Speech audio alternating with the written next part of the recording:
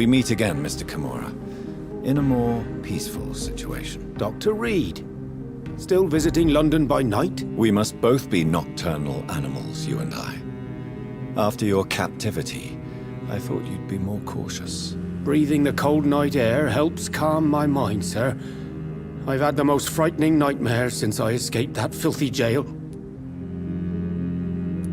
Do you know anything about a man called Aloysius Dawson, by any chance? I've never met the man personally, but I invested money in some of his companies when I came to London. A brilliant businessman. How is the situation in the West End? I've heard rumors about armed men patrolling and fighting infected citizens in these very streets. I was lucky they didn't shoot me when I was abducted. May I ask you what you do for a living, Mr. Kimura? I was a landlord. A wealthy one. And not a very kind one, I realized recently. Why this sudden epiphany? Is it because of your near-death experience? I was already feeling nostalgic about Weymouth, my hometown. With recent events, I'm thinking about going back there.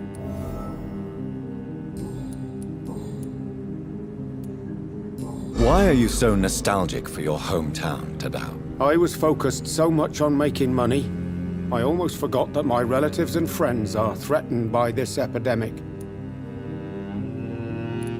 Have you heard anything from your family? I was not only a bad landlord, I was also a bad husband. I've not seen my wife and son for years. Busy, busy, busy. At least now you're ready to go back and see them. But don't be surprised if your son bears a grudge, sir. You make it sound like you suffered from an absent father yourself, Dr. Reed. Well, I'll keep your warning in mind. Have you no friends at all? Over the years, I'm afraid my greed turned me into my friend's adversary, while I became friends with my professional rivals. Those you grew up with didn't share your views on money and success. Would you believe I was once a member of poetry circles and an astronomy club? We were young, such joyful dreamers then. But I stopped laughing long ago. Can you change? And is it what you really want? If so, it must come from within, not without. I've seen what an altruistic gesture can do. Nothing forced you to save me, Dr. Reed, but you did. I will follow your example in these matters from now on.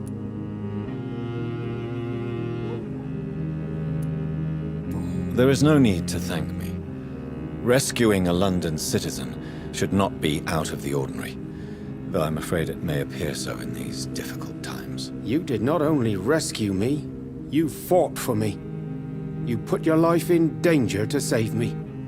That's quite extraordinary. How will you cope if you're attacked again? I don't know. I've heard about these men and women who patrol the West End every night, chasing criminals like my abductor. Maybe I should join them. What can you tell me about your abduction? If you really want to know, I was locked in that building for 3 or 4 days. My jailer was insane, mumbling about sacrifice and voices. And why didn't he sacrifice you? That was the weirdest part. He claimed to spill blood was not enough. It had to be done when some stars were aligned. Which stars? That's the whole point. He wanted me to talk to him about some Red Queen configuration or constellation. I've never heard of such an astronomical term. What did he say about voices? He constantly whined about the voice of his master, ordering him to do terrible things. He wanted to silence the voice by offering blood. My blood.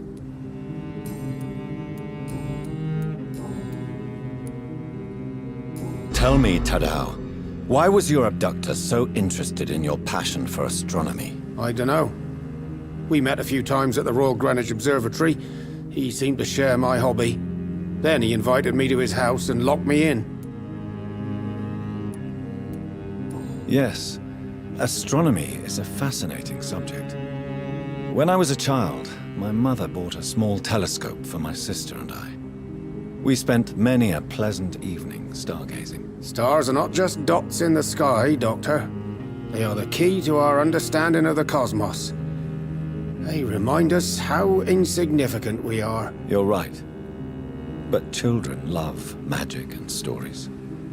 I remember our mother told us constellations have the power to protect us. Protection by the light of the stars. That's sweet. You remember the name of these constellations?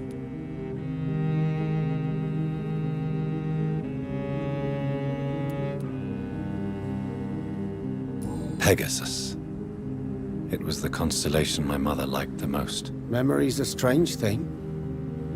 I can recite without hesitation the names of the 88 constellations, yet I barely remember my own childhood. Did he fake his interest in astronomy to get close to you? No. In his madness, he spoke about a blood sacrifice to be made to his master when the stars aligned to a specific configuration.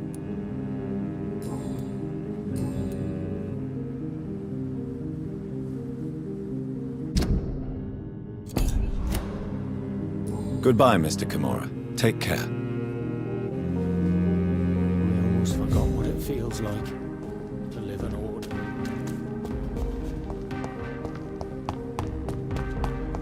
Women's right to vote is only the first step. Women of all countries unite.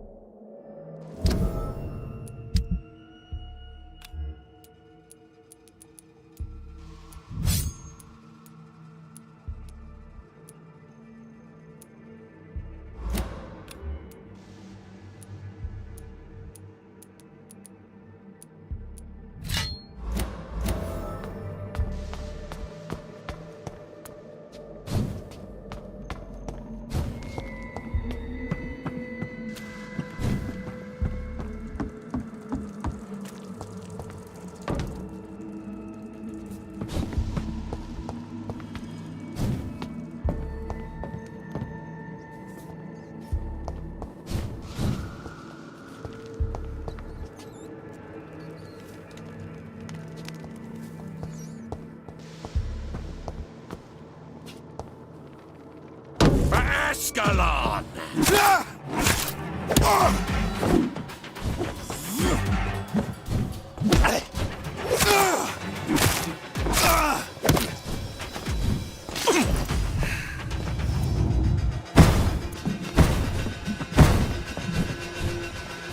Your blood is now...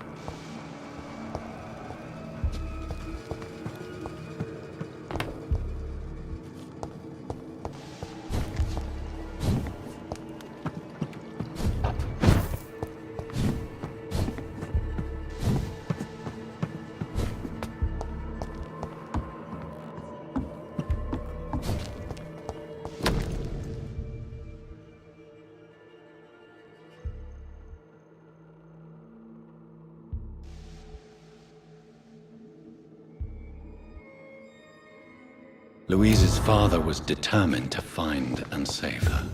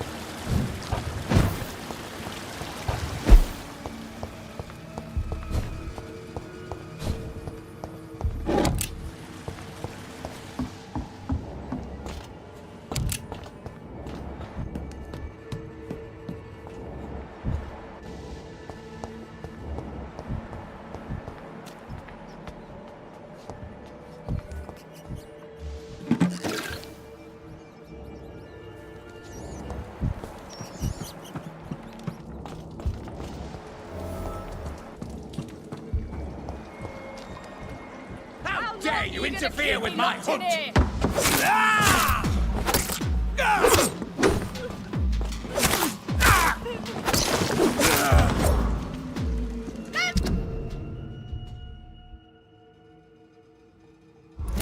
Let go, you bastard!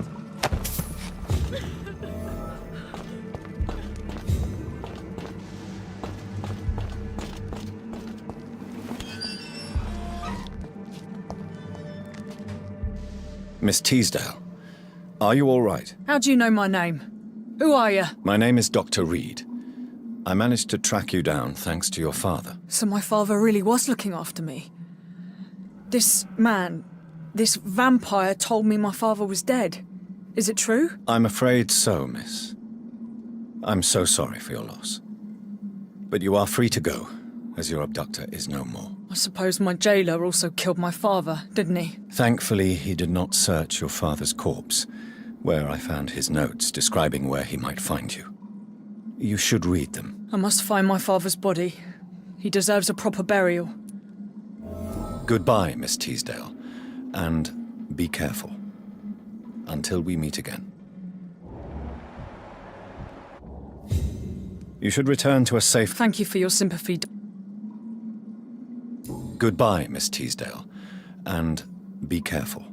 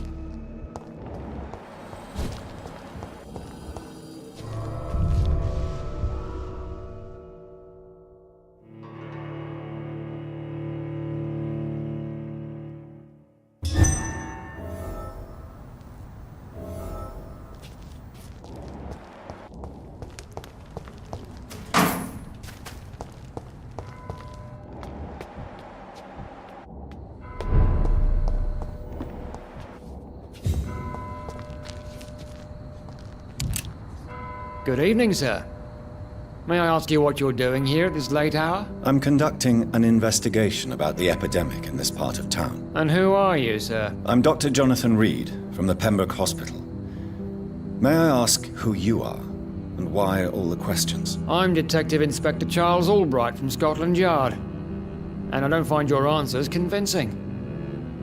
What is a Pembroke doctor doing in the West End at this time of night?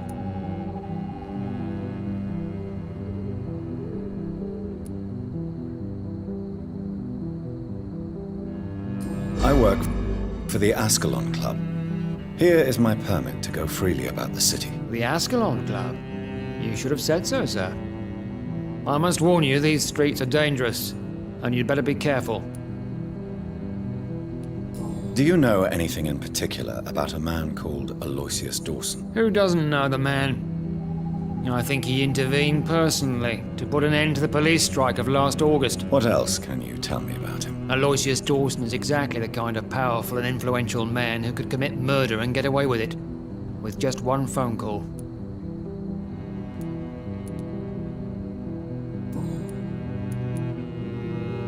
Why are you investigating at night? Criminals rarely act in daylight, you know.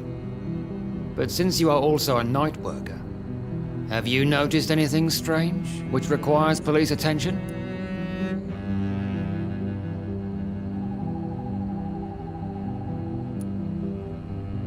No, I've noticed nothing odd. All right. But keep your eyes open, though. What can you tell me about this district? I'm the one asking questions, especially when there's a killer on the loose. What killer? I'm not going to discuss that with the civilians, sir. Haven't I told you about the investigation I'm conducting? Perhaps I could help you. All right, without giving you too much information, I'll tell you this. I'm convinced there is a homicidal maniac on the loose, using the epidemic to disguise his kills. And what about the epidemic? We both know the situation is critical, don't we, Doctor? Colleagues of mine die almost every day. What are you really doing here? I told you. I'm a detective inspector from Scotland Yard, investigating suspicious cases in the area. Do you work alone? Yes, the situation is difficult for the police. Many of us are sick, and since the summer strike, most men apply a work to rule on their patrols.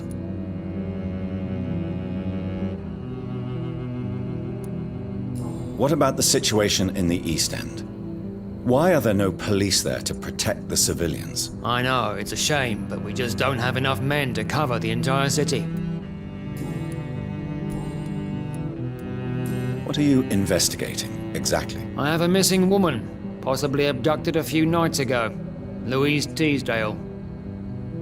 It seems you already found my other missing person, Mr. Tadao Kimura. Tell me about Louise Teasdale. She's a waitress. Her father reported her missing. We don't have enough men to search for her, sadly. Do you have any idea where she could be? No. But I feel she's been abducted. She went to a pub a few nights ago and vanished. I thought about the sewers, but I'm not equipped for such an investigation. Tell me all you know about that homicidal maniac you're looking for. I'm not even sure there is only one. The wounds are always the same, but the modus operandi varies. Sometimes violent and brutal, sometimes precise and swift. How could different killers inflict the same wounds? That's my main problem. If my theory is correct, maybe we're facing a group of individuals sharing the same violent tendencies. Perhaps a sadist cult.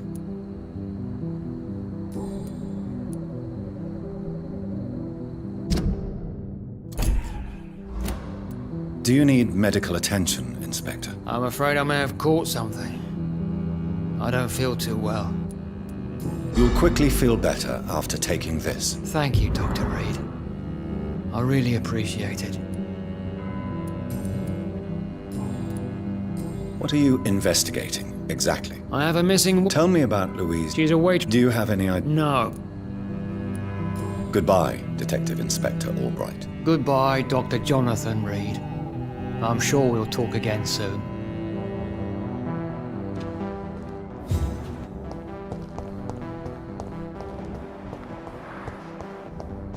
Dr. Reed, I am glad.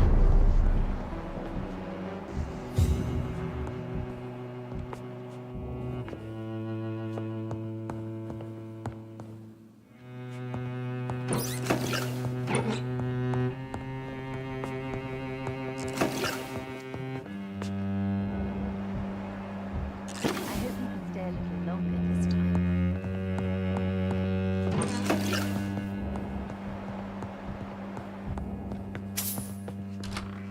Good evening, Miss Price. How are you tonight? Dr. Reed, I didn't know you had returned from the war. I had a new doctor when you left, but he's not as kind as you. Always glad to see a former patient in good condition. It's been a long time. Too long indeed. And as a token of my appreciation, I'll grant you the best price if you fancy buying anything from my humble shop.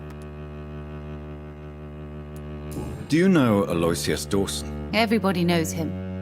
He's only been to my shop once, though, looking for rare books and other intriguing antiques. Did he buy something from you? No, he left quickly. He almost laughed at my goods.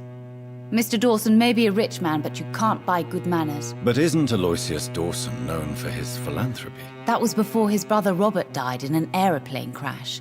Since then, the remaining twin has turned into a heartless tycoon. May I look at your goods, Miss Price? It's always a pleasure to have you here, Dr. Reed. Take all the time you need.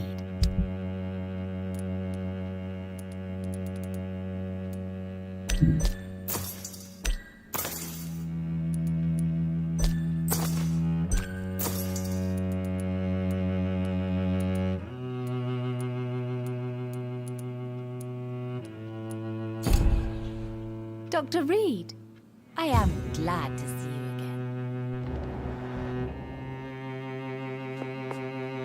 Good evening, Miss Price. You know you can call me Carolyn, my dear doctor. What can you tell me about yourself, Miss Price? I'm still managing my shop. The only difference is, since the quarantine, we're open at night. You, on the contrary, seem to have changed a lot.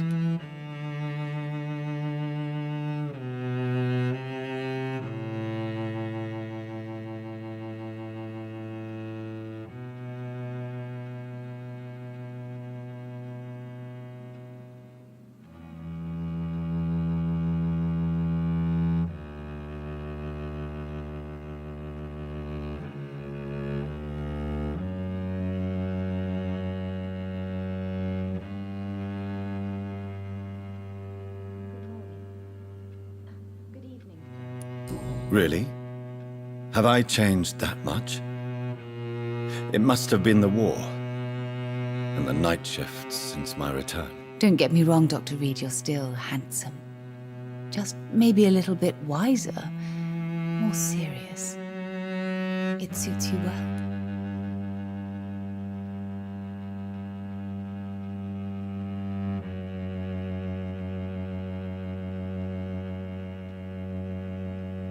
Tell me more about yourself. No new fiancé? I remember you were hoping to get remarried. I'm sure you must have a few suitors. Who would marry an old bat like myself with a grown daughter and a little business? As you know, I only fancy handsome men like yourself.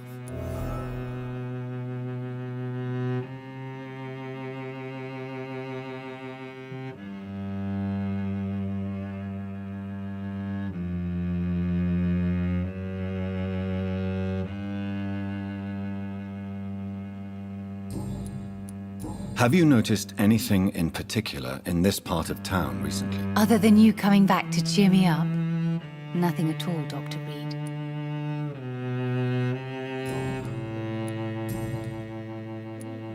Does your daughter still worry you, Miss Price?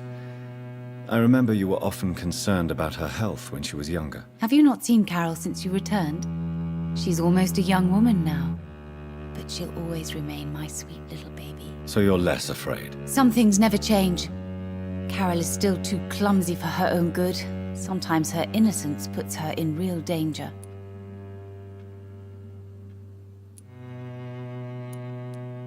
Why would her innocence put her in danger? She does not realize how cruel life can be. Maybe I was a bad mother to protect her too much. My poor dear Carol. You have every reason to be cautious, Miss Price, especially in these difficult times. Maybe you could talk with her, Dr. Reed. It would be nice to have a man here more often. We would both feel safer.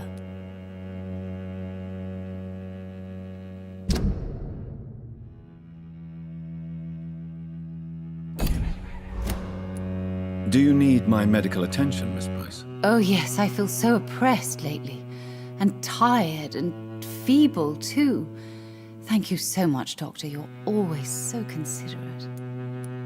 I'm just doing my job. Perhaps. But I have always been grateful for your concern, you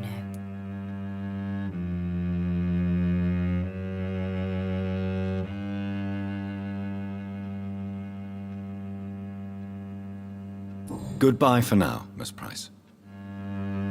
Dr. Reed. Good evening, Miss Price. I'm Dr. Reed. Do you remember me? Dr. Reed? Yes, of course. You are the doctor who healed me and my mum.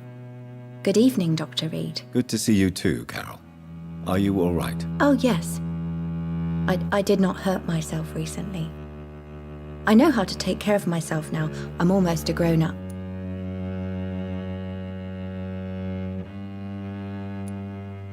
Have you ever met the famous Aloysius Dawson? Yes, a very strange man. Not very nice. What do you mean? He said he was ready to pay good money for rare books, and then laughed at what we showed him.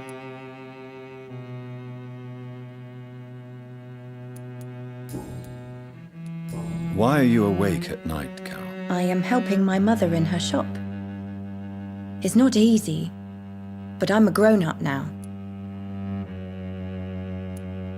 I'm sure your mother is grateful for your help. I do the best I can. But I'm so clumsy sometimes. I drop things. I injure myself. It's a good thing my mother has the patience of an angel.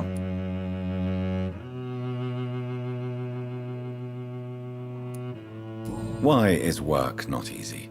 Is something or someone bothering you? Oh no, most people are gentle with me. But I'm so nervous sometimes. I pay no attention and hurt myself. Good thing my mum learned first aid.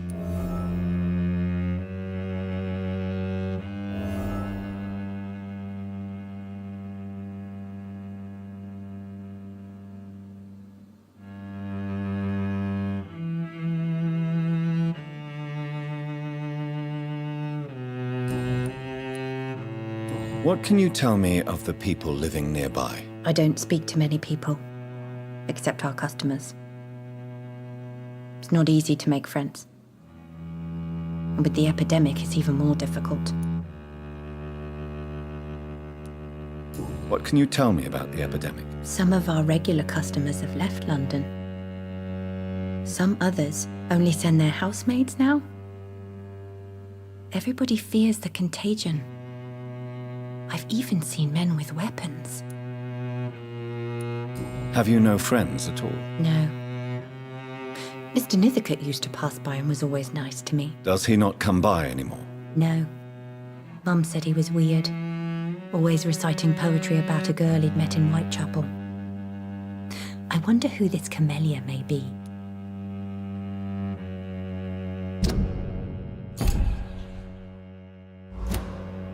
Do you need my medical attention? Oh, please, sir.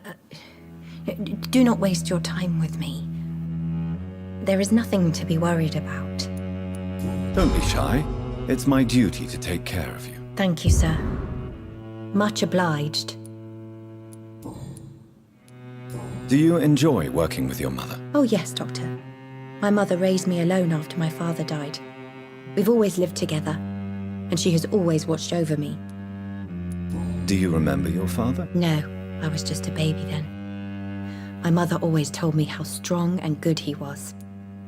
Do you ever think about getting married now you're a woman? Oh no, Dr. Reed. Mum always says I'm still a child who has no idea how tough life can be. No husband would like a clumsy girl like me. What can you tell me? I don't speak to many people, except our customers. It's not easy to make friends. Goodbye, Carol. I can't help you, sir. Perhaps you should talk with someone else instead. Good evening. You know you can go. Carol's gratitude is exemplary. She seems determined never to leave you. I'm taking care of my daughter as well as I can. It's not always easy, but she's the best gift life gave me. But she'll probably leave you someday to live her own life. Will that be difficult for you? Why would she leave? Children sometimes stay with their parents until the end, for they know no one else will love them as much. Does your daughter still worry you, Miss Price? I remember you were often concerned. Have you not seen Carol? So you're left. Some things never... Goodbye for now, Miss Price.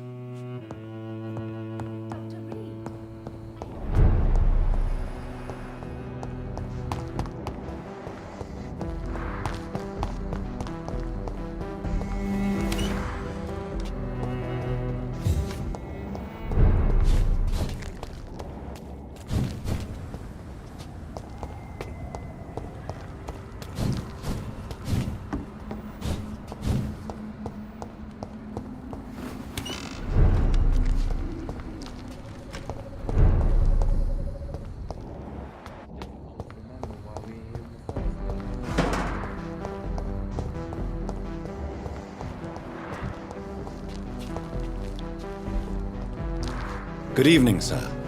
I am Dr. Jonathan Reed. Do you need my help? Yes, please. Would you be kind enough to tell me what the time is? That's all you need to know? Well, is it not important to know? As important as where you are? Or who you are? I suppose you're right. And who are you then, sir? I am Agamemnon Baker. Like my brother, I think we need to leave this city immediately.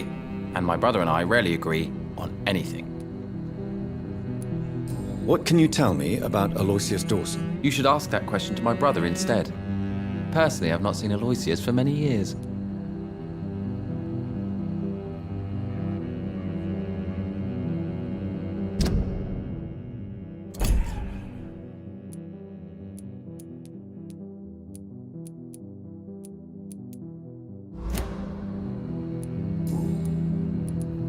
May I ask what you're doing outside at this hour of night? I don't know. You should ask my brother instead.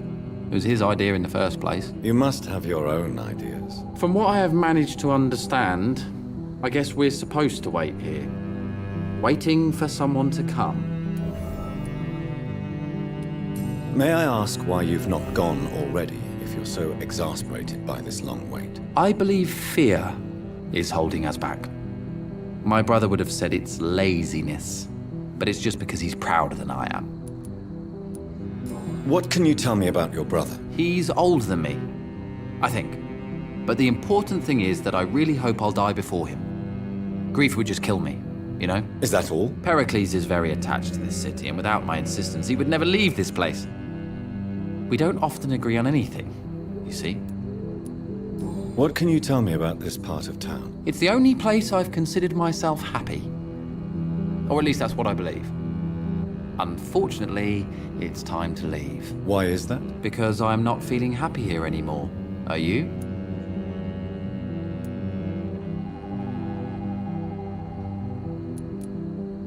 I still enjoy living in London, no matter how difficult it can be sometimes. Then I am sincerely happy for you. True happiness in life seems to be the most difficult goal to reach these days.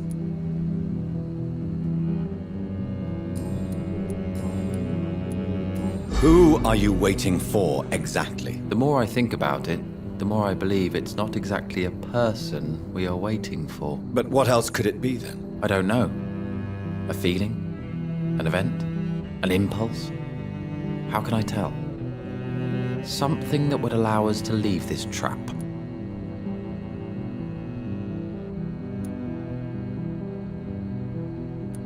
Trap? And you think leaving London will free you? At least it will give us the chance to be free. That's more than our present situation. Hope, Doctor. Hope is what truly drives mankind.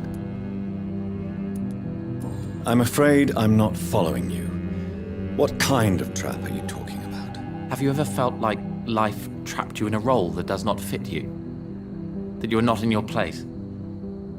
That sort of trap.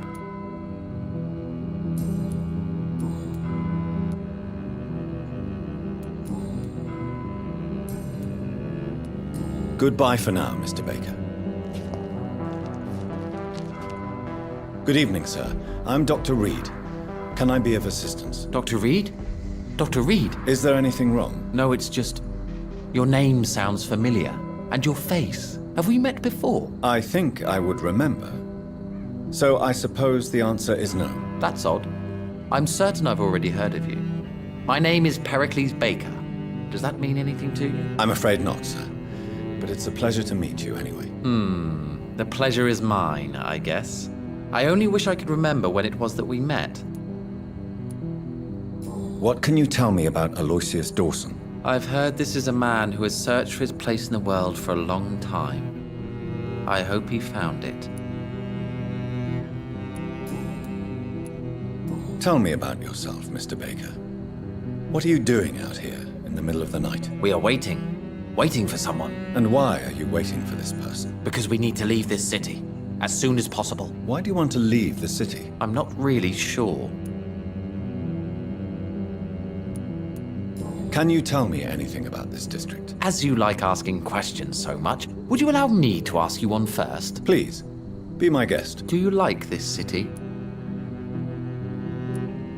I know we are not living in the most peaceful of times, But I have learned to appreciate London's complexity. Yes, me too. This city tests us. It invites us to find ourselves, to discover our true nature scattered throughout its dark streets. But what if we don't like what we find? Do we ever know who we are? I wonder sometimes. Or maybe it is the journey to find out who we are that changes us.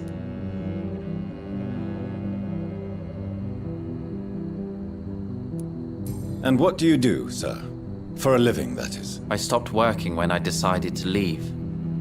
When I realized what I wanted. Wanted something this city can't provide.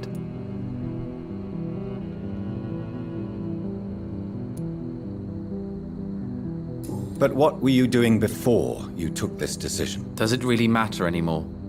Considering the past seems so pointless to me. I have lived in this city all my life. And now I think it's over. Tell me more about why you want to leave London, then. I just don't belong here anymore. I had to convince my brother to leave London because I know we need to find another life out of the city.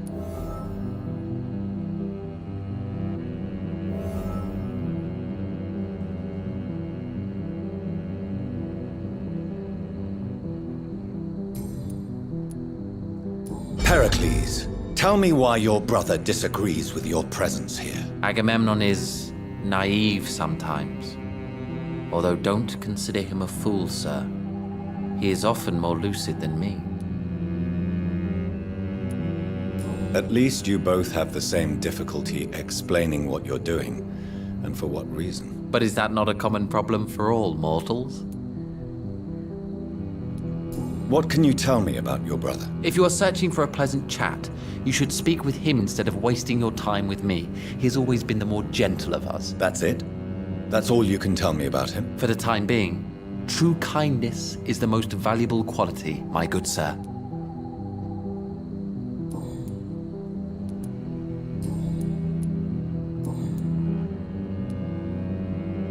Who are you waiting for? I'm sure he has a name. I really can't answer that question, since I don't know that person. And why is that? This person is mostly my brother's acquaintance. I don't even know his real name. Only that this man could help us leave this city once and for all. But why would you need this person's help to leave London anyway? Well, I thought we should have left this cursed place already, but my brother convinced me to stay a while longer, and here we are.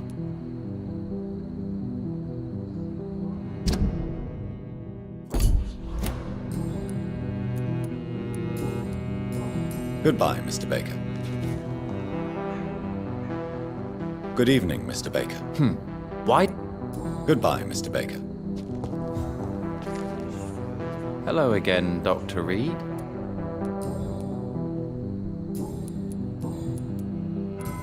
Goodbye for now, Mr. Baker.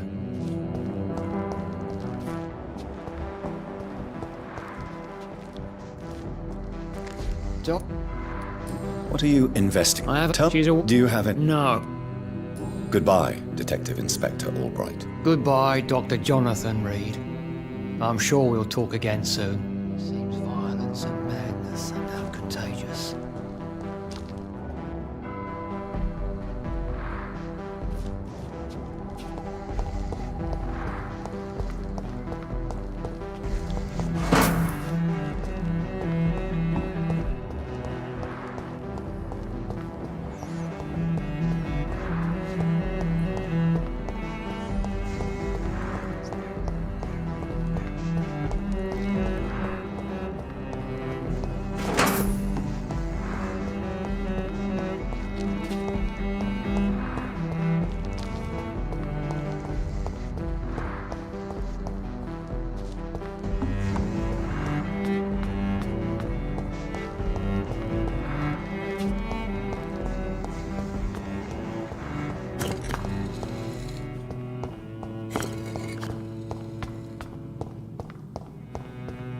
Red river, a song in the dark, the whispers of a song. So many signs to interpret.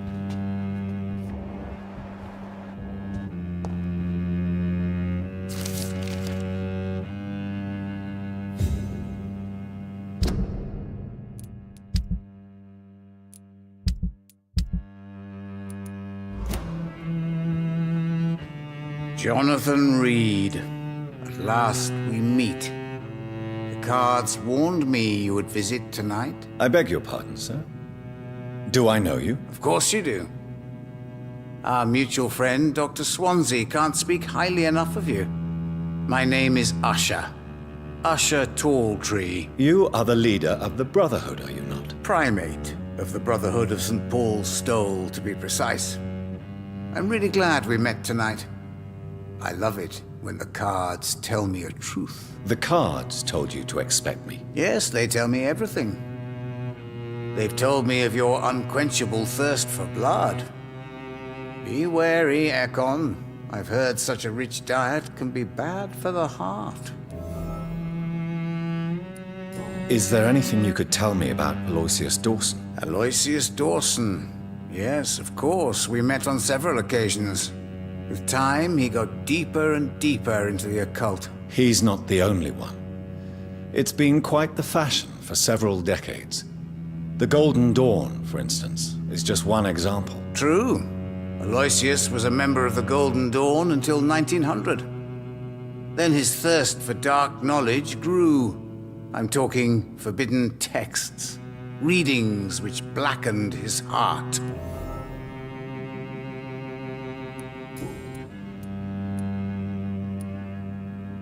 What can you tell me about the neighborhood? I really don't know. I don't often go outside. And when I do, it's usually to quite distant destinations. So you see nothing in the stars for me? You're a poor fortune teller, then? Oh, I can tell you many things, but they will only concern you, not the city. For example, I know that you offered your sister the final rest she asked for. Do the cards speak of my Mary? No. It's the burning aura of guilt that precedes you everywhere you go. Read my fortune, then. You have been chosen, Jonathan. I see on you the mark of a strong being, so powerful it needn't even reveal its strength. Tell me about yourself. What do you do here, besides turning cards in the middle of the night? I'm for most a charlatan. For a few, I'm a vampire. And for you, I'm the primate of St. Paul's Stole. Some believe you to be a vampire. Who? The guard of Priwen, who else? For a time, they sent spies to observe my activities, and they even broke into my home to gather proof. Did they steal anything from you? A personal notebook they quickly took to their headquarters. All they had to do is to look at me. I'm aging. What better and definite proof that I'm not an immortal? Do you want your notebook back? If you ever find it, I'd be glad to have it back, of course. I do ask one thing, though. Do not read it, Jonathan. Some secrets are not meant to be revealed, even to immortals.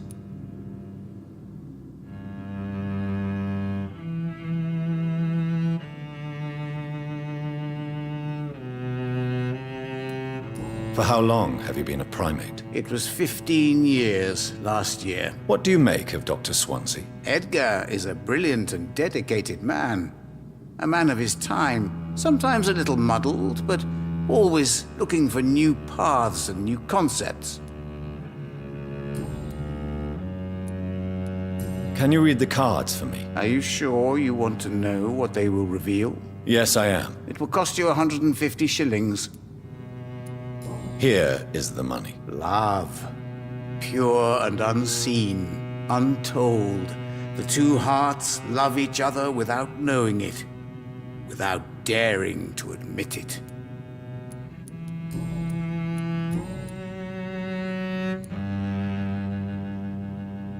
How do you measure the amount of blood on my hands? I told you. The cards always tell the truth. Well, most of the time. Is it possible to tell me my future? A vampire's fate is much more delicate to read, Doctor. But I can try. All right. Let me hear it. You'll cast your heart into the fire without hesitation, Jonathan. For pain is only for the mortals. I would rather not know. How did you learn about Mary? And spare me the hocus-pocus parlor tricks. The truth, now! Swansea told me. Don't look at me like that. His task is to observe and gather information about vampires. He had to tell me about Mary.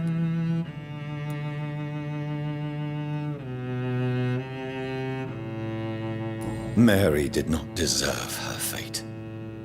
She had already suffered enough during her life. And yet the pain and the suffering went on after her death. Suffering is part of the immortal condition. Some prefer to lose their minds rather than face the simple truth. Pain will never stop.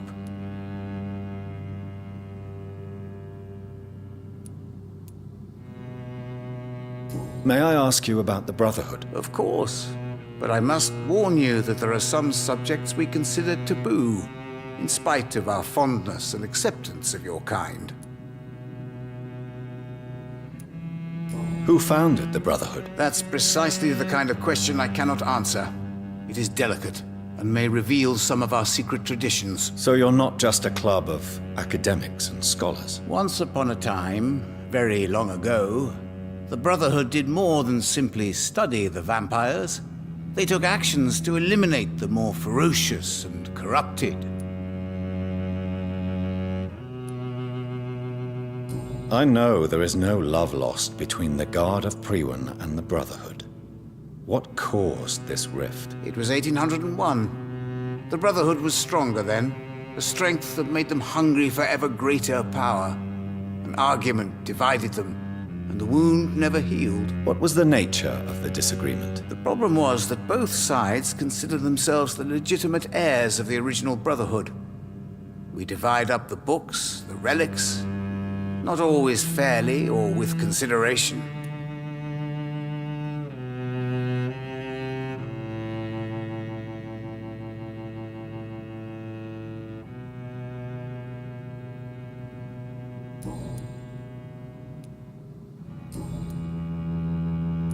Goodbye, sir. Until we meet again. I rarely wander, yet it amuses me to converse with your kind. Cards are never easy to read.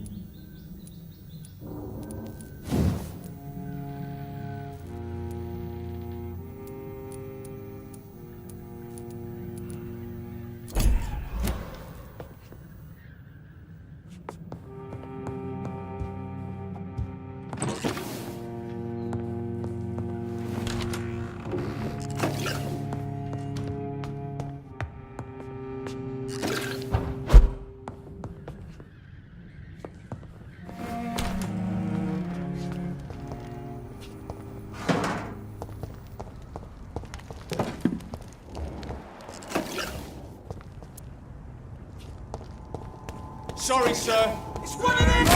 Oh, no.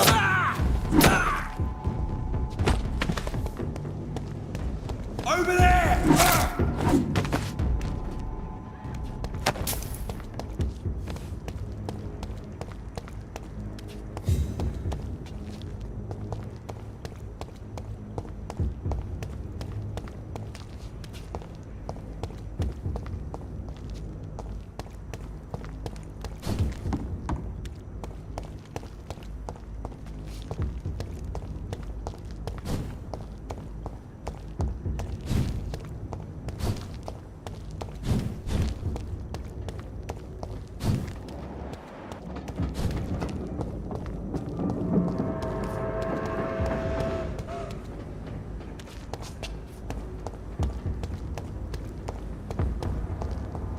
You're made!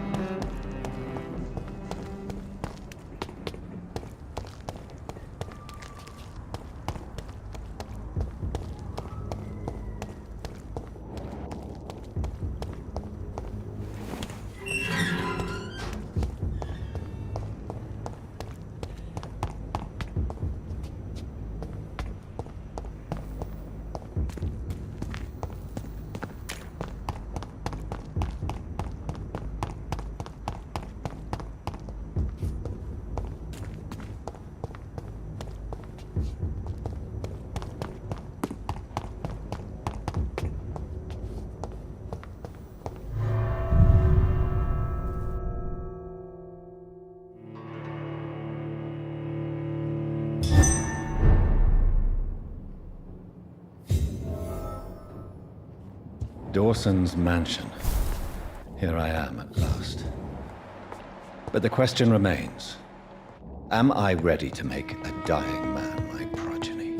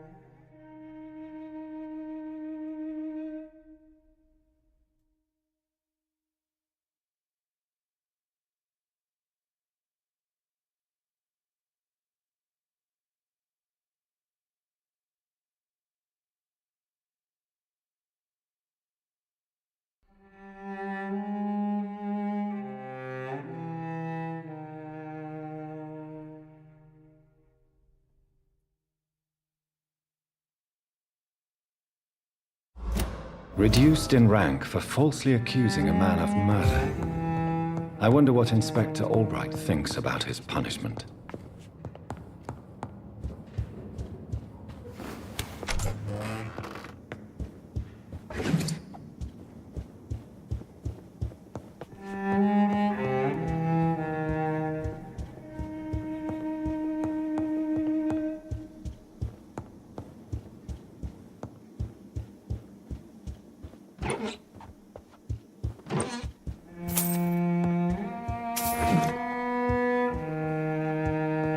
It's locked.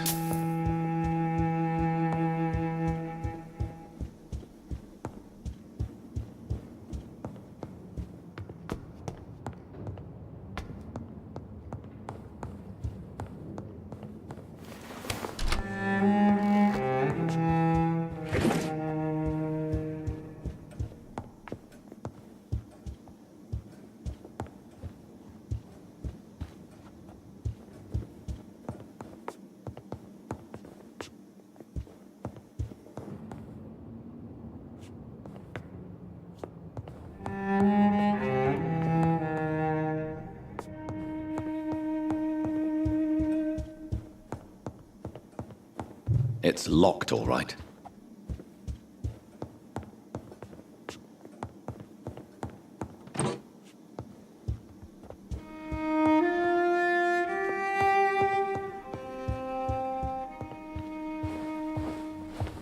Finally, you're here, Dr. Reed. What took you so long? I had to pass several of your barricades and outposts to access your mansion, sir. Death, pestilence surround us, and time is against me. I see you've gathered some of the most expensive, albeit experimental, blood transfusion equipment available. All this could be so useful in a hospital. Yes. Since Lord Redgrave sent me a doctor to perform my conversion, I thought you might find some of these devices useful. Most thoughtful.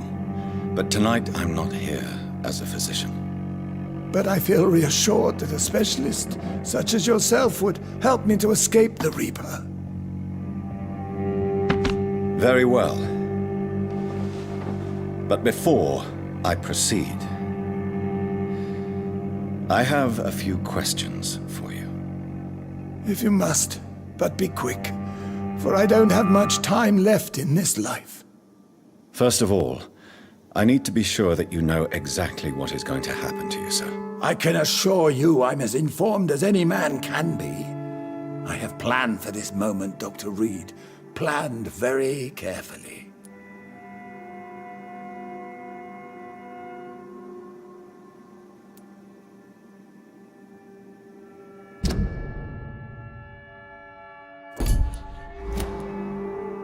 Sir, I'm going to end your life. Do you not wish to discuss the procedure for even a minute? I don't have a minute to indulge in idle chatter. I can't feel my legs, and the cold, so cold. I will become your maker. Do you understand what that means? Well, I certainly won't consider you my liege, or some such drivel. You can be assured of that. You'll need to feed on warm blood. Blood from mortals. How do you feel about that? I'm rich, Dr. Reed, and powerful.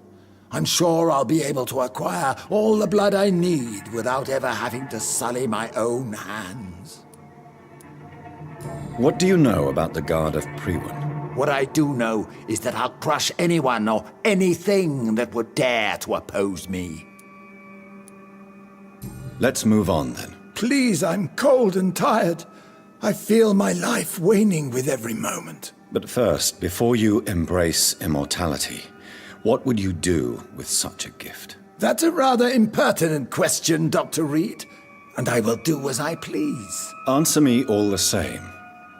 What will your first action be as an immortal? To save London. I will finance the most efficient quarantine ever seen. I will build a wall that will separate the sick boroughs from the healthy ones.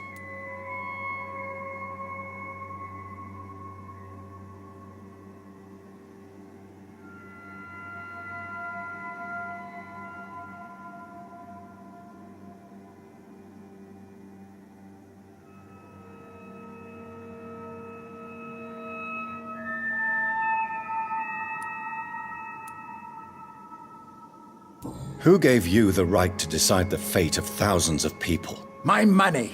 My money and my pending immortality gives me the needed authority, Doctor. I'm a businessman. I'm used to tough decisions.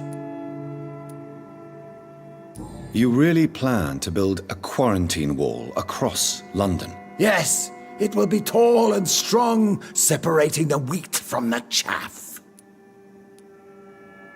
By doing so, you will also create 2 separate prisons. Come, sir. An eminent doctor like yourself knows that such radical measures have proved efficient in the past.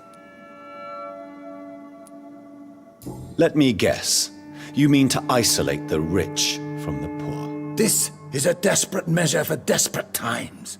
England must prevail, Doctor, no matter the cost. Quarantine is not a bad idea, medically speaking. But I'm convinced this epidemic will not be contained by mere walls. As long as the right people are on the right side of the wall, that's all that matters.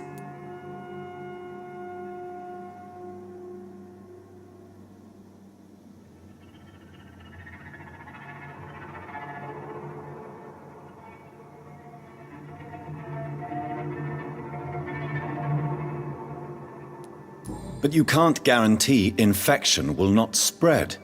Just one contagious carrier would be enough to create an apocalypse. The apocalypse is already knocking at the gate. We must be strong now. What if a new outbreak happens inside your walls? You'll have created a giant trap. That won't happen, as long as we dispose of anyone that is contaminated as soon as they are spotted. I've heard enough. It's time to proceed. At last! All right, do what you have to do. If it hurts, so be it. I've been preparing such a long time for this.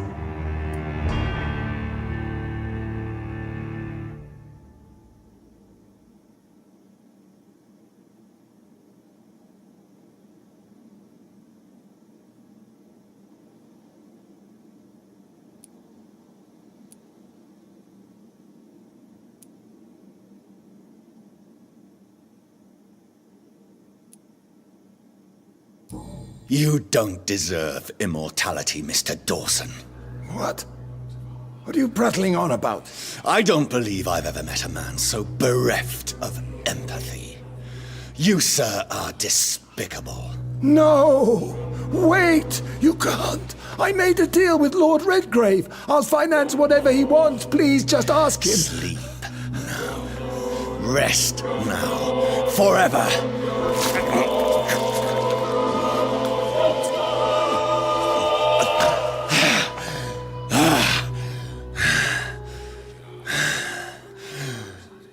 I would have lived forever. Who are you to decide my fate? Who gave you the authority?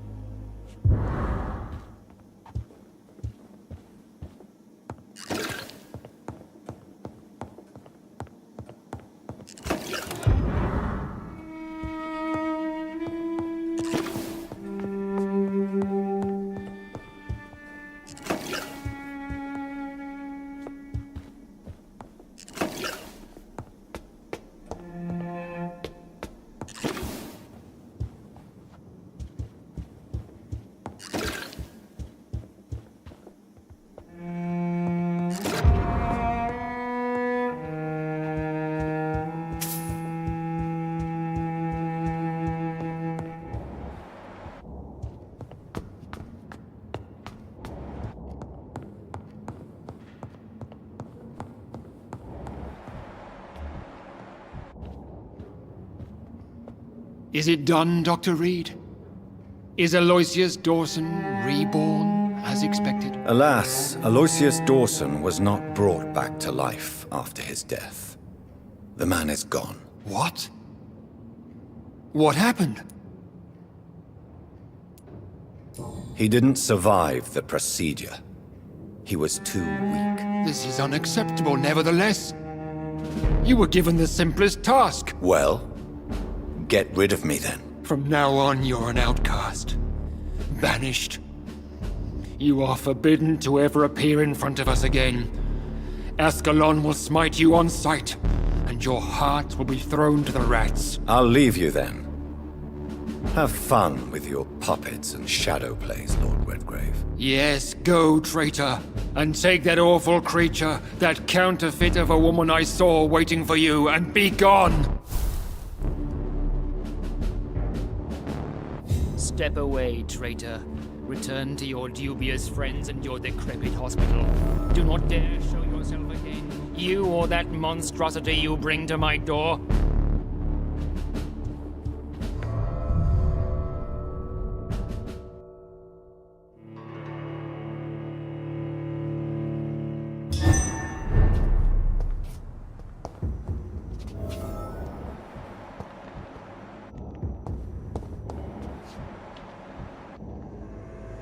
We meet again at the strangest of times, young Ekon. So do you serve the Earl of Bristol now? Old Bridget. What are you doing here? Your friend, the wise Ekon. She sent me to warn you. How did you meet Lady Ashbury? She came to us in the sewers in search of answers. Just as you did.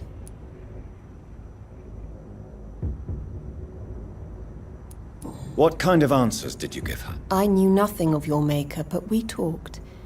We talked a lot. Her words and ideas are captivating. It is no surprise that you like her. I like her too.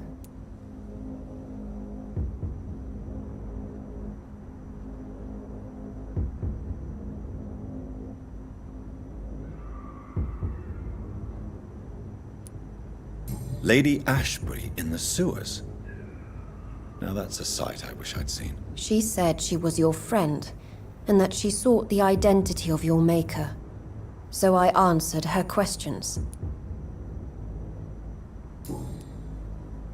Did anyone see you?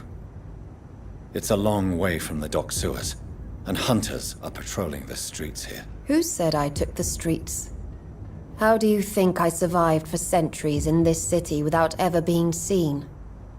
I know all her secrets. Lady Ashbury? You know her?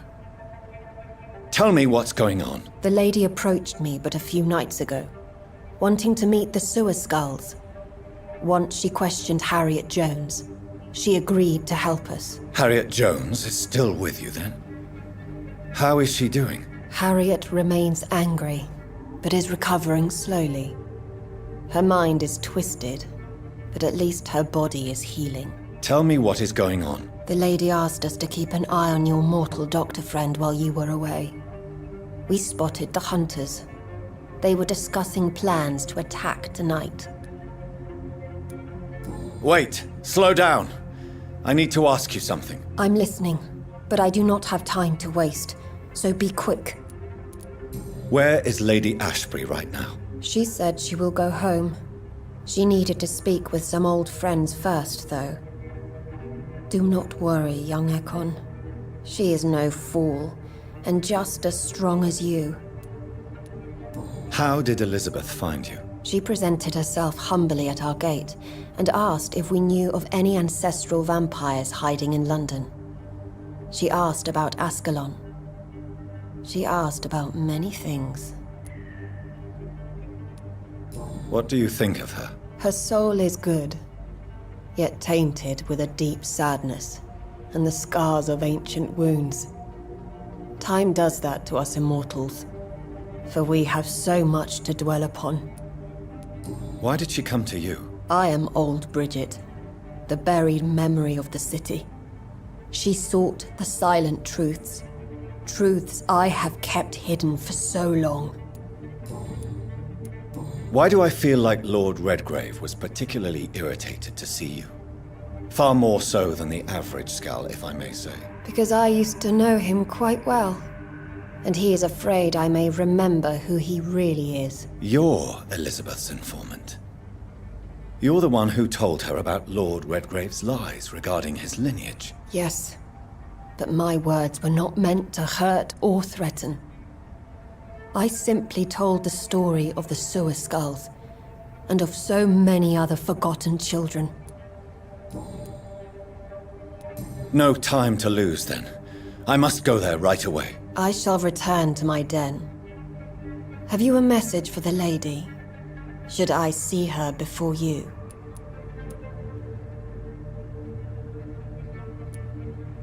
Yes. Tell her I love her. Is this still unknown to her? Go now and take care, young Ekon, for the flames are rising.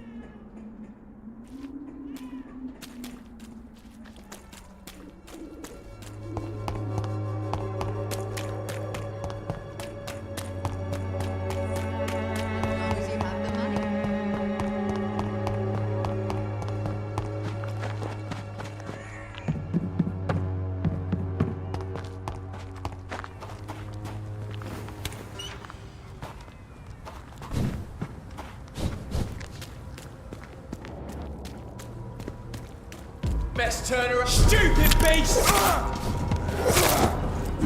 Die, vermin! We have to stop it!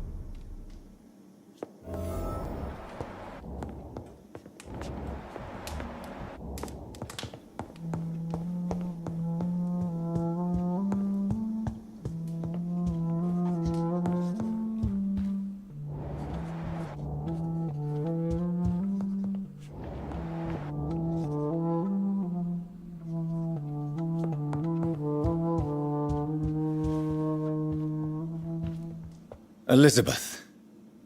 I'm so happy to see you. I was so concerned. Oh, Jonathan. I went to the docks. The place heaves with lurking scows and vampire hunters.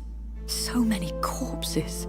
I have not seen such misery in so long. Indeed, we stand upon the precipice. Has the news reached you of Edgar Swansea? No. I returned home but moments ago. What of him? Your friend, the well-informed old Bridget, tells me the Guard of Priwen has assaulted Pembroke. I fear Edgar tops their bloody list. Bridget. She is such a tragic figure. And yet, I sense deep inside, she has a delicate, fragile soul.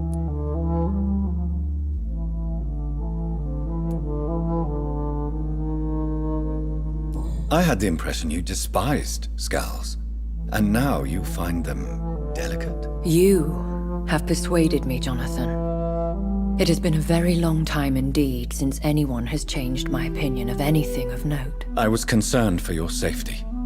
McCullum draws too close to you for my comfort. Fear not.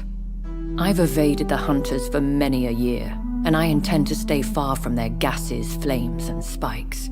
Now, speak to me of Dawson. Aloysius Dawson is no more. I took care of him. I imagine the Lord Redgrave with spitting teeth. Ascalon has defrocked me and threatens to hound me from the city. This was, no doubt, inevitable. You did what you thought was right at the time. One can ask no more. The important task now at hand is to help poor Edgar. Now I am assured of your safety. That is precisely my intention. Good. Now go, my dear, and return with good news with the greatest haste.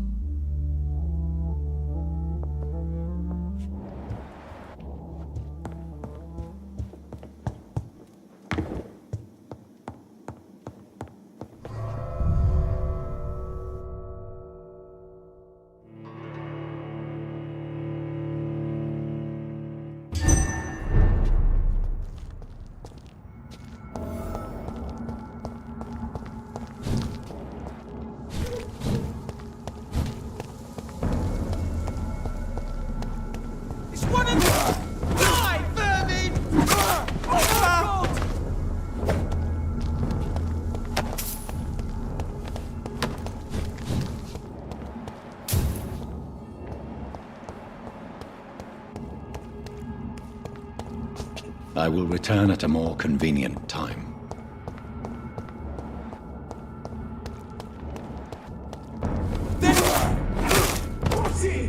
He's a killer!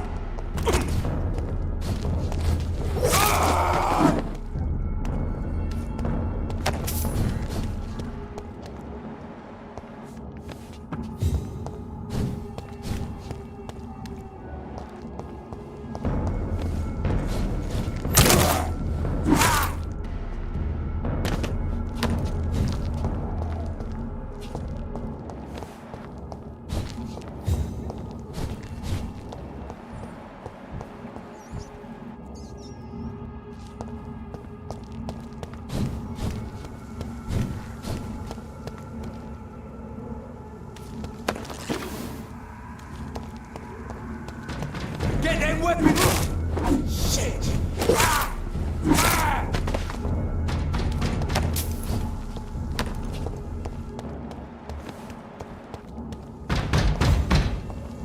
Over there!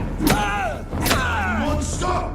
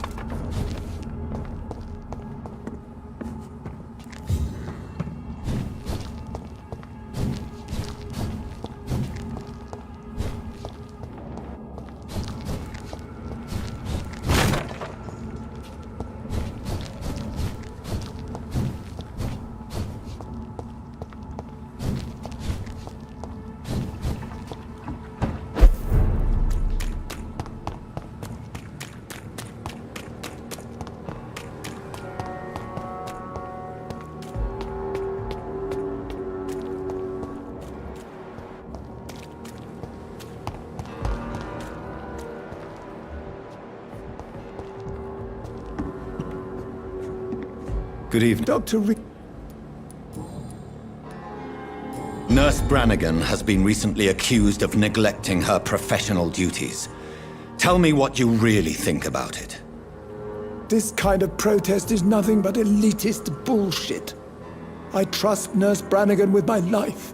She has what it takes to be a great doctor. Do you really think she could? Believe me, Dr. Reed, a time will come when... Are you okay? I heard the hospital was attacked.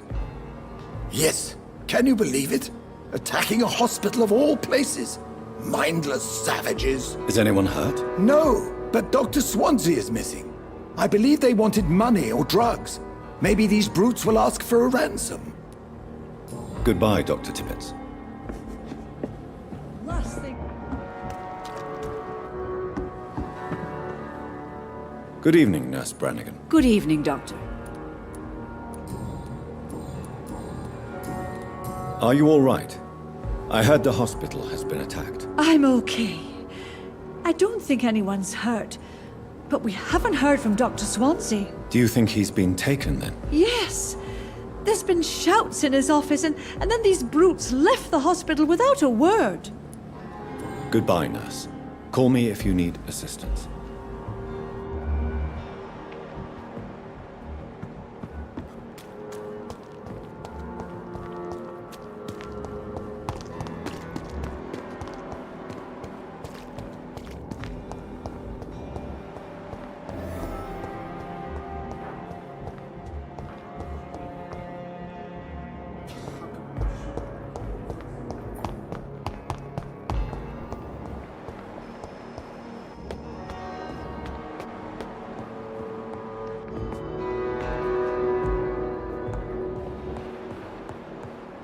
Those bastards.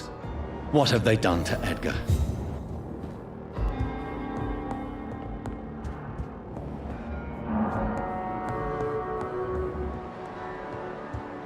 Looks like he's wounded. I better follow the blood. McCullum and his thugs are taking the credit for Edgar's abduction. They really mean business.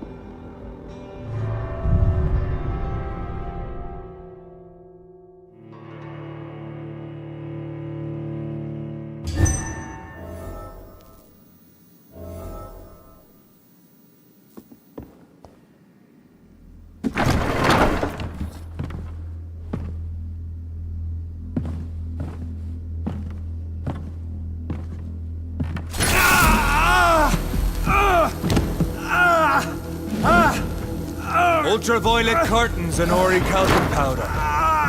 Dr. Swansea's always been a resourceful bastard.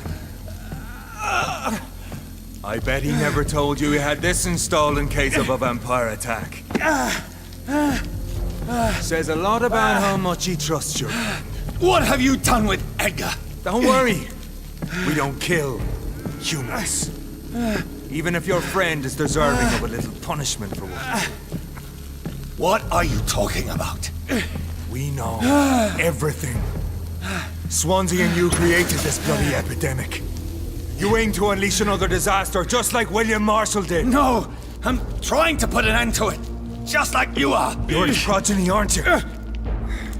Where is the monster hiding? It's still in England, isn't it? I have no idea what you're talking about. Jeffrey, please listen to me. No tricks. That shit won't work on me. We've found proof in the theater. Doris Fletcher was your first experiment. Now where is Marshall? Speak!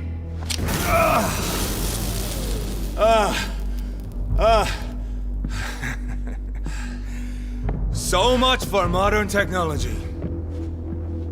Time for the tried and true. Do you know what this is, Beast? This is a drop of King Arthur's blood. The blood of a true defender of Britain. Stronger than your evil powers.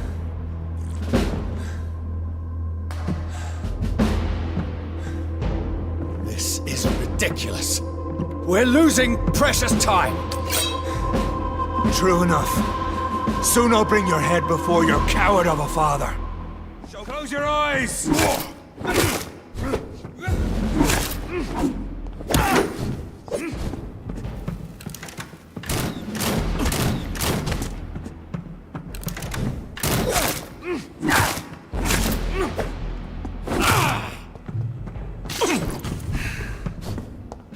The blood of a true defender of this land will protect me.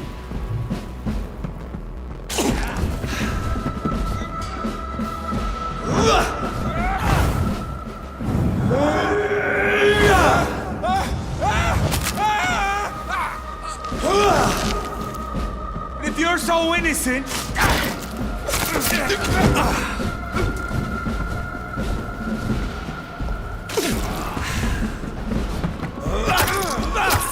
Close your eyes!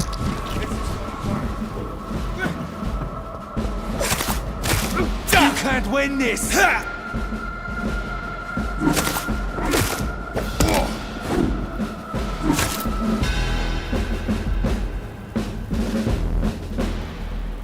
We are the guardian of justice. Priwen shall prevail. You can't accept the fact we're not enemies, can you? We always have been, and we always will be. Of all the evils that threaten mankind, your kind are the worst.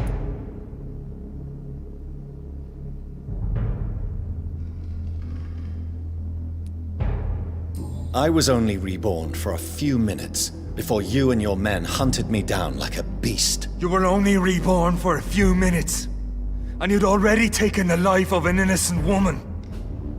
There is no way you'll ever let me be, McCullum. You'll always hunt me down, won't you? There is no escape, Leech. Kill me now, for there is no way you can sway me to your ideals.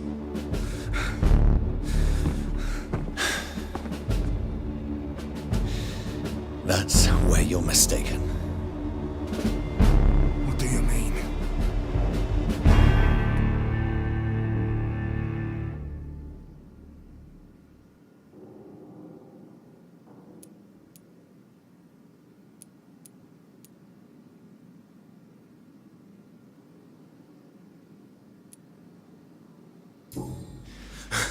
I'll make you a vampire.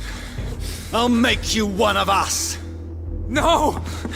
Kill me! Prepare yourself, Hunter.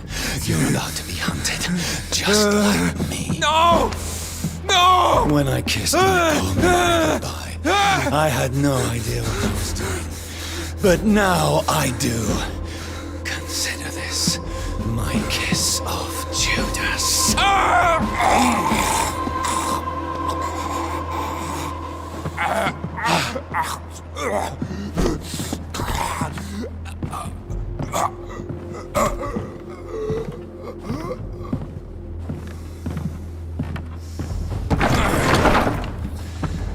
Welcome to the world through the looking glass.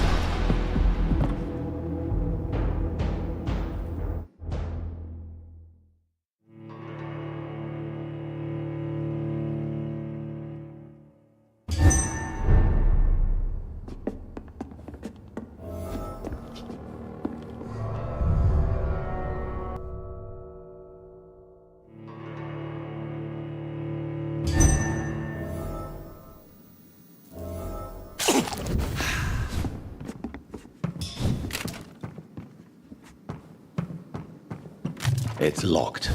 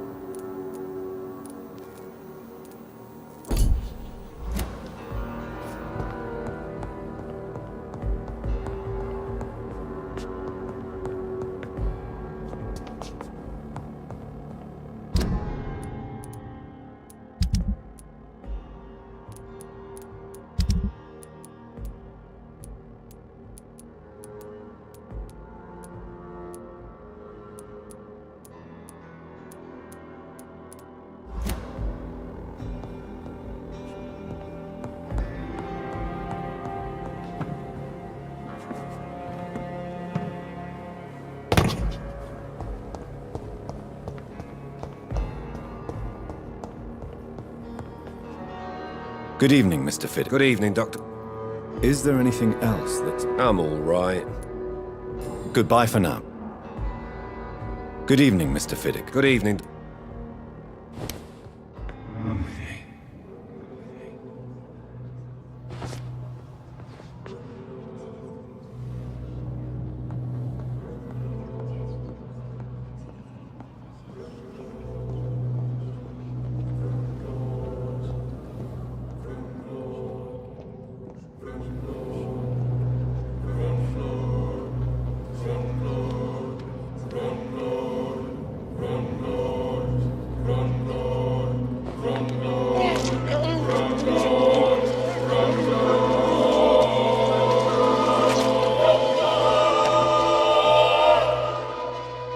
All I wanted was to go back to work, to take care of my children.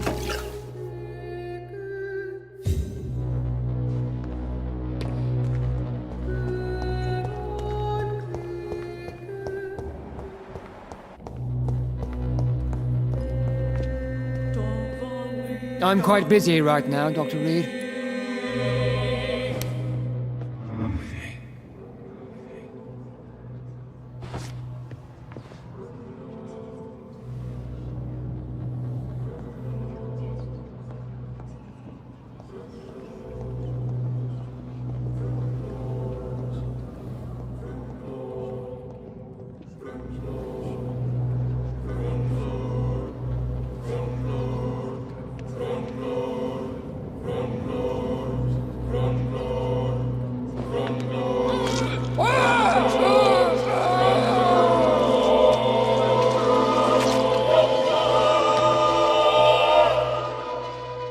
I can't die.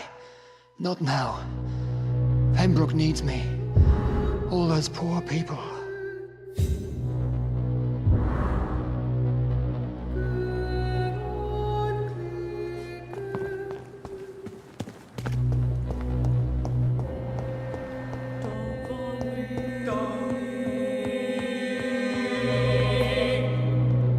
Good evening, Dr. Strickland. And good evening to you, Dr. Reed. Can I be of any help?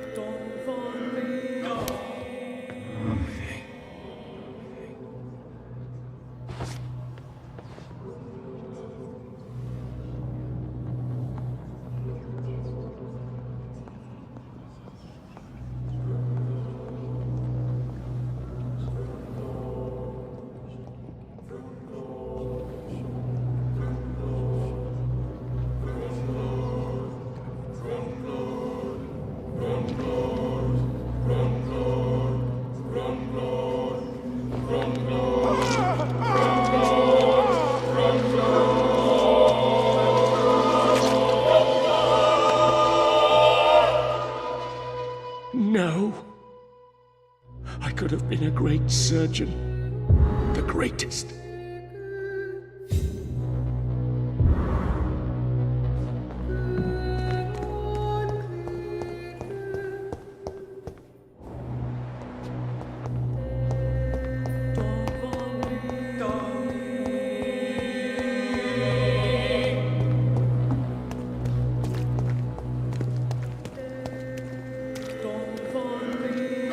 Good evening, Dr. Timmins. Dr. Reed, any good news to share?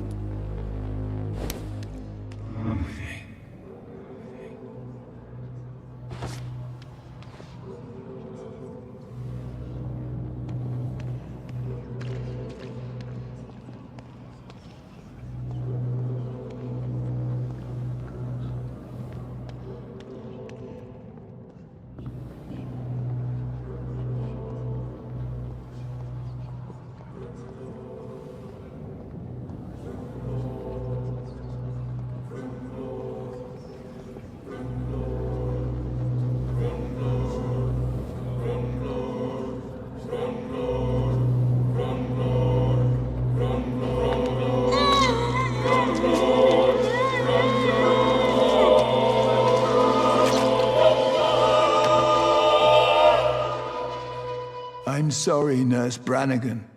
I won't witness the great doctor you were destined to be.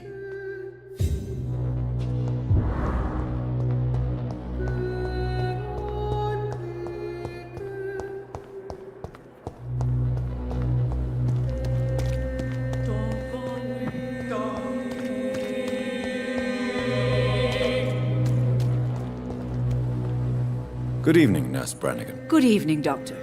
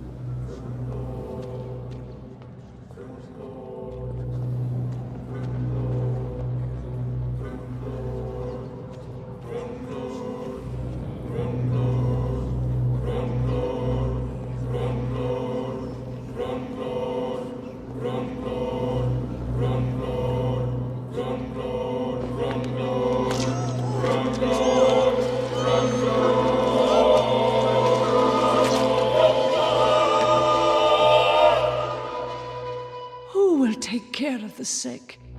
Of the poor, Dr. Tippins?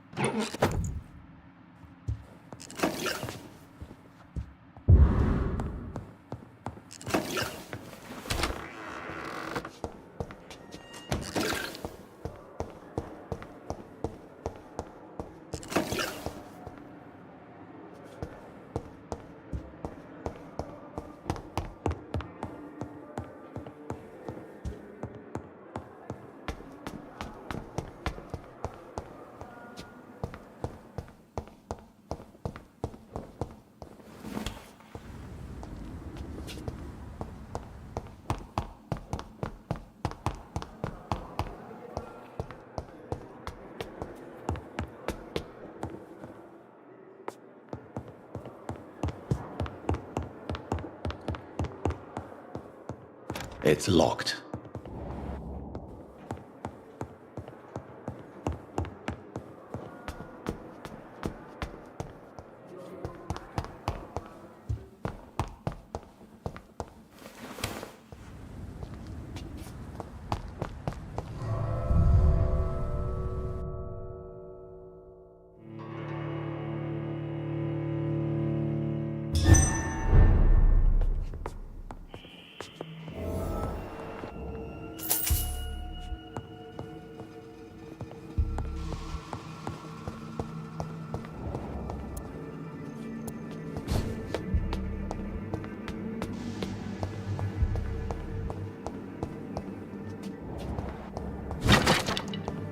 I cannot enter.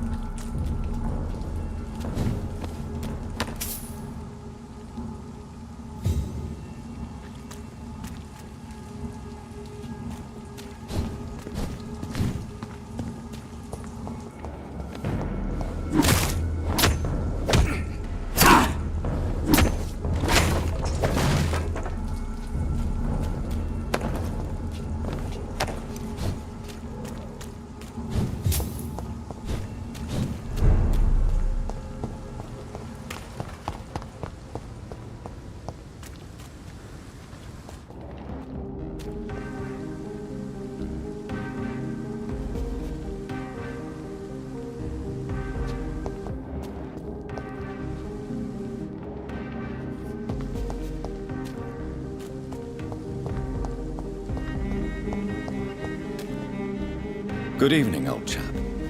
Are you all right? I won't lie to you, Johnny. I'm not a well man. These are the documents you wanted me to look for. I think I've gathered all the available occult research about vampires. Oh, thank you, Johnny. That'll help me separate the myths from the facts. I'm not sure you can consider this material factual, but it's yours now. What do you intend to do with it? First, I'm going to show them to Venus. It'll open her eyes and make her understand the importance of my mission.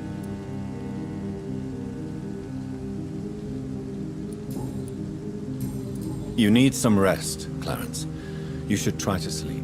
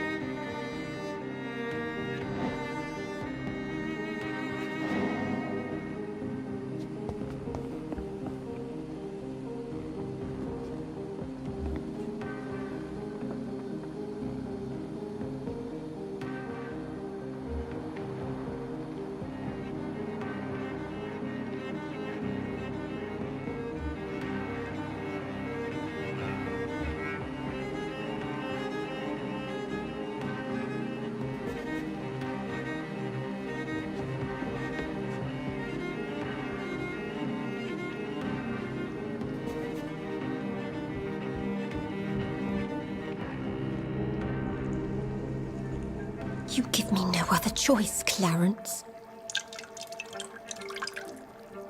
Yes, my love, it's a new tea I bought. Not too bitter for your taste, I hope. Drink your tea, my love. Drink it to the last drop. And shut your damn trap for good.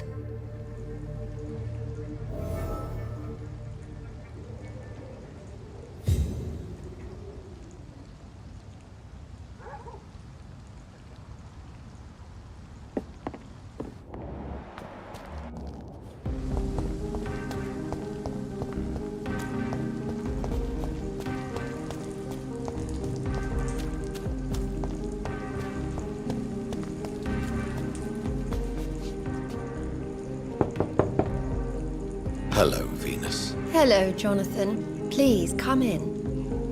You are always welcome here. But at this hour of night? What do you need from me, Jonathan?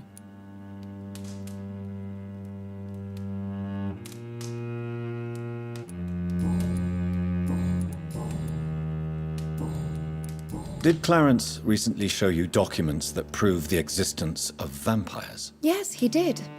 And he also told me you spent a few nights gathering research for him. Seriously, Jonathan.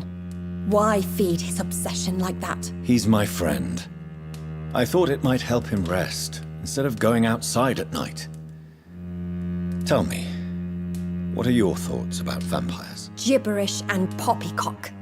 Dracula was a good book, but these documents were just mumbo-jumbo. I burnt them all as soon as Clarence went outside again.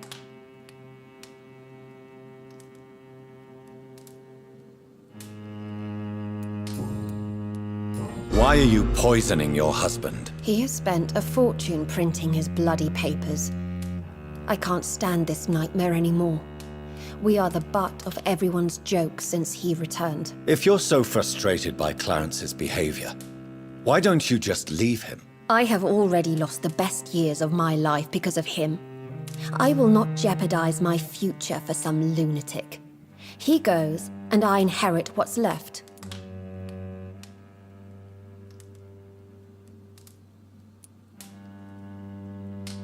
I was the best man at your wedding. I remember your love for him. It was so beautiful. I cried. And now you've killed him. Don't try to send a shiver down my spine, Dr. Reed. You were always on your own, and you kept emotions at bay. All for facts, remember? Well, deal with this one.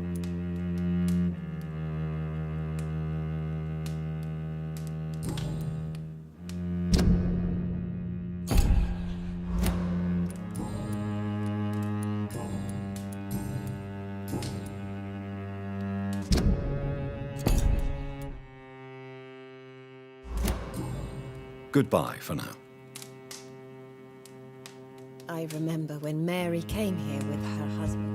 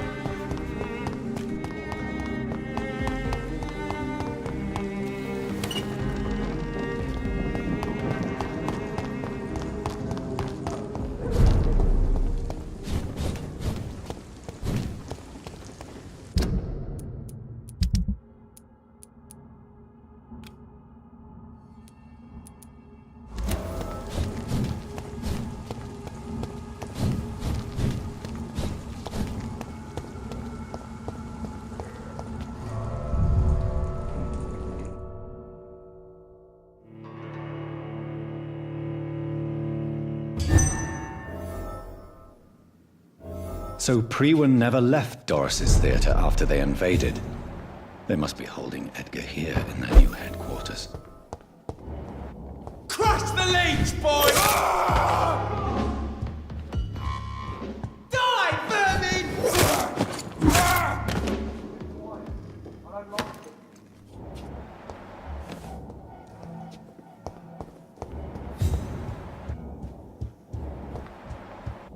Over there! There's one of them!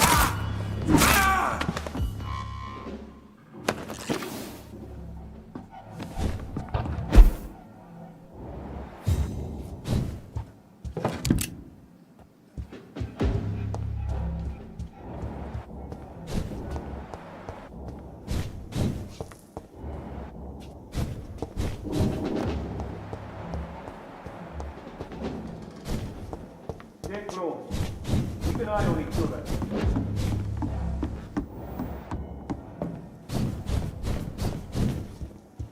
Remember your vows, friends.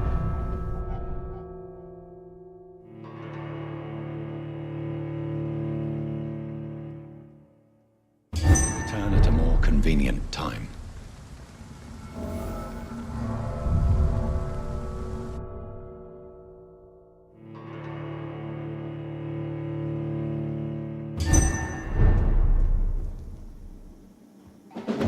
Remember your vows, friends.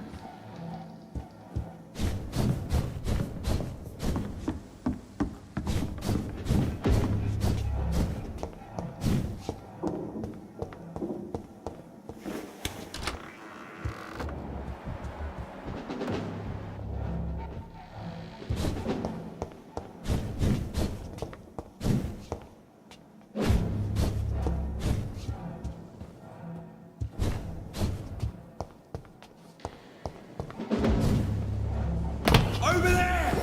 There's one of them!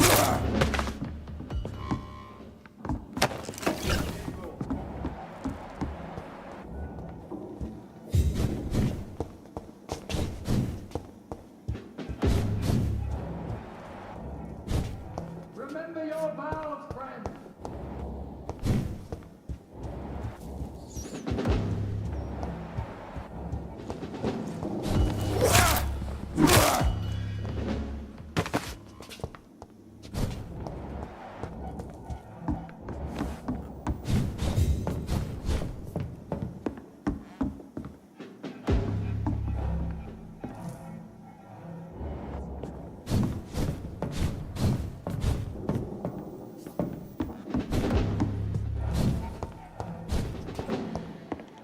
Fear no evil. We do the Lord's work here. A leech! A leech! Keep fast!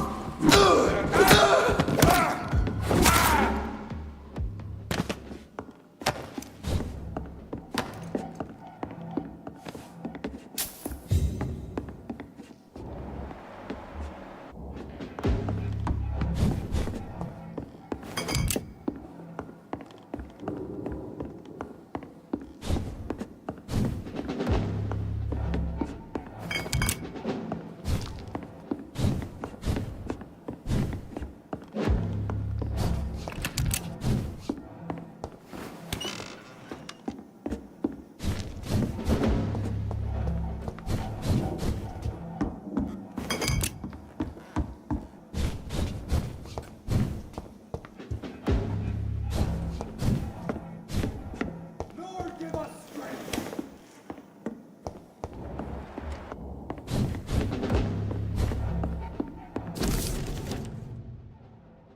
Doris Fletcher was about to become a disaster. I'm getting close to having all the evidence.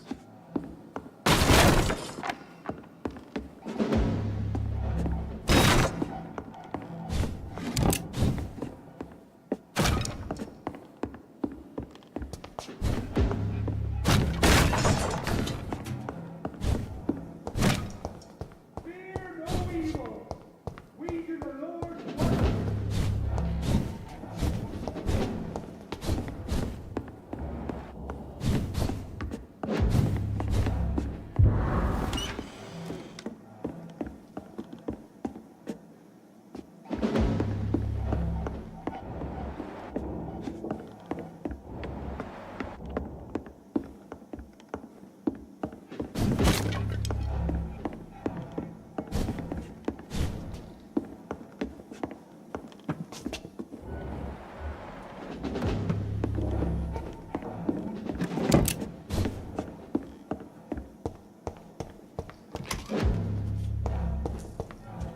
I'll put an end to you!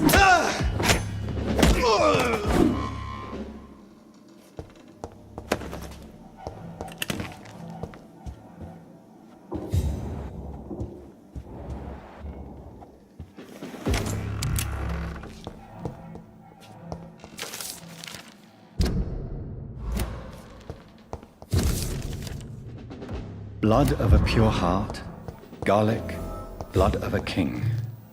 I don't understand. Perhaps this is what McCullum drank. I had better keep that in mind.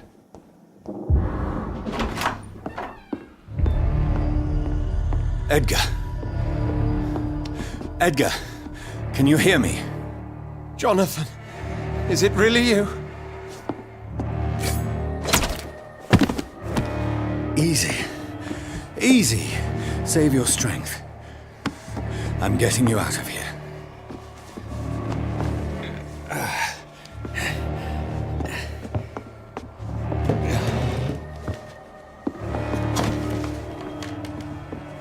Don't try to spare me. As a physician, I know all too well when it's too late. Punctured lung, broken ribs, and internal bleeding. An accurate diagnosis, wouldn't you say? Edgar, what happened? They wanted me to confess. Beat me black and blue.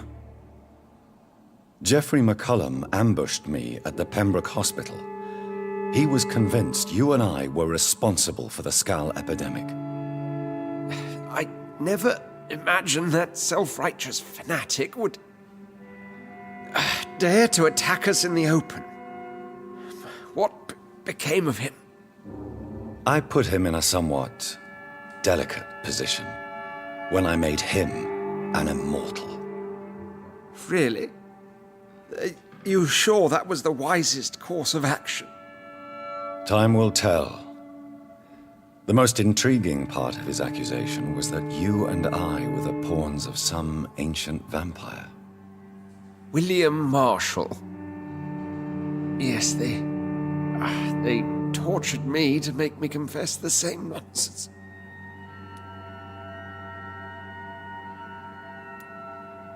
Edgar, as much as I would like to believe you, I have a few concerns that require clarification.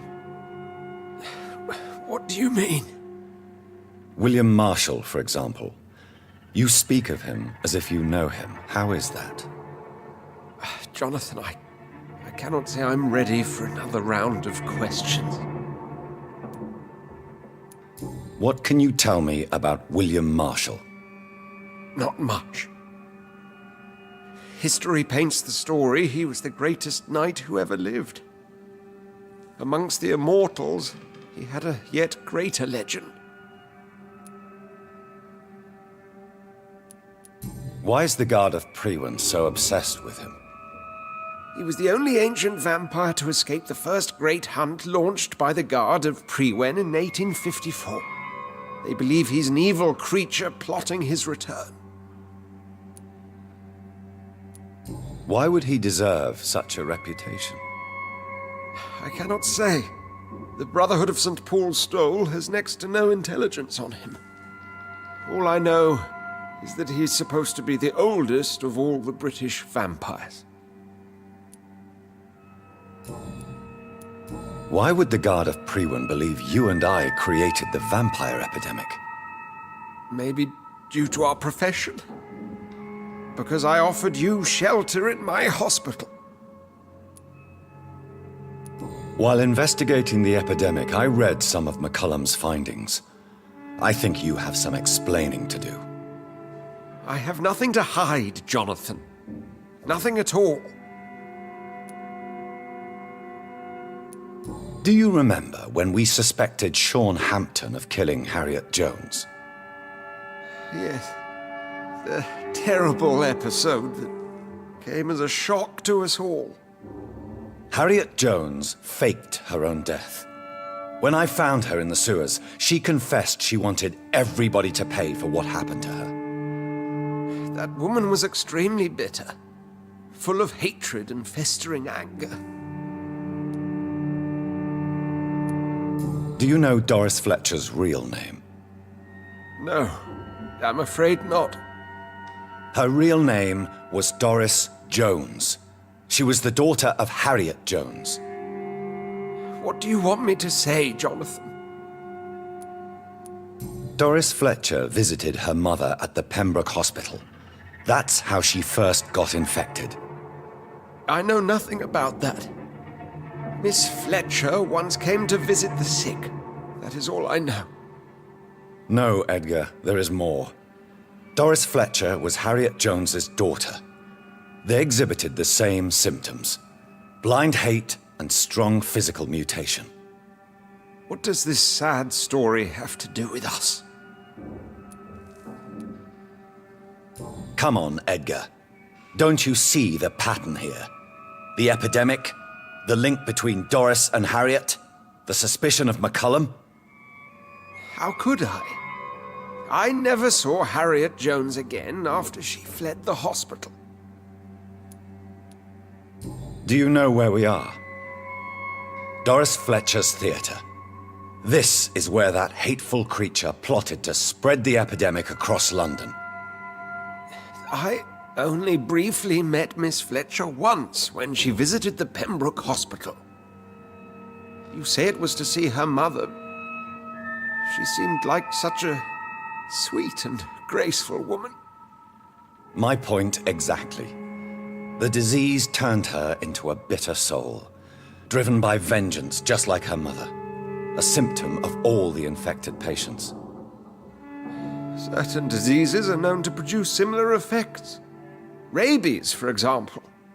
And rabies is not the devil at work.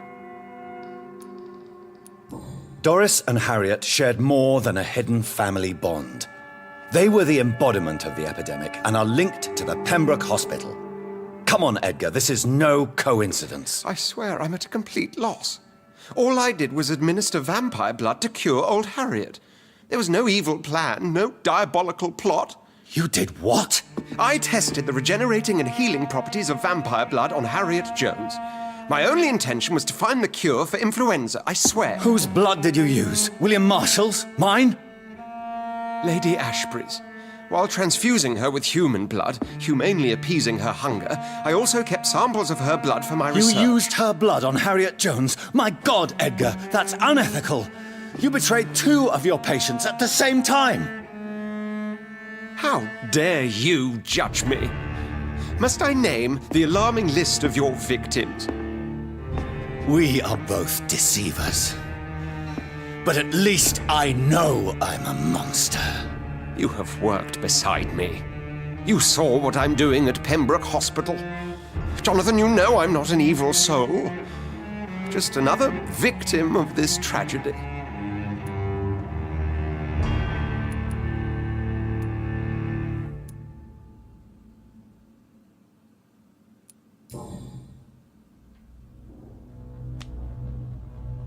Yes, your death is imminent, Dr. Swansea. But I swear, it will be quick. I already told you to call me Edgar. Am I no longer your friend? I believe you never have been, sir. You have lied to me at every step and betrayed the trust of a woman I cherish. You and the lady? Really? Well, I should have seen it coming, I suppose. May I add that I welcome this? The biting, I mean. You have your wish. Is it going to hurt? I always wondered if you...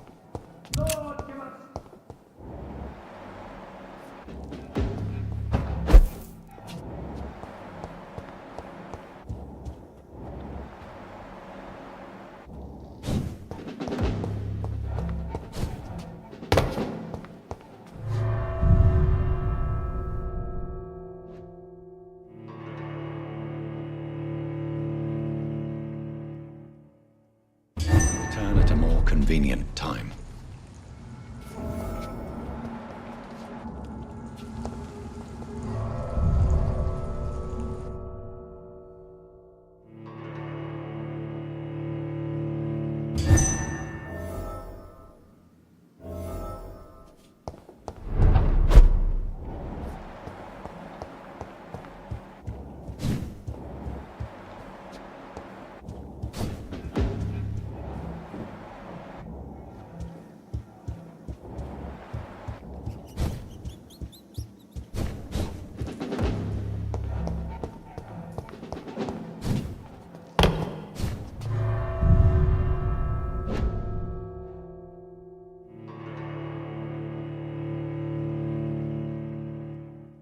Return later.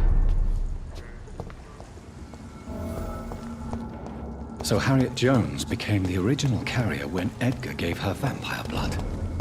I must tell Elizabeth. Your civilian will take it.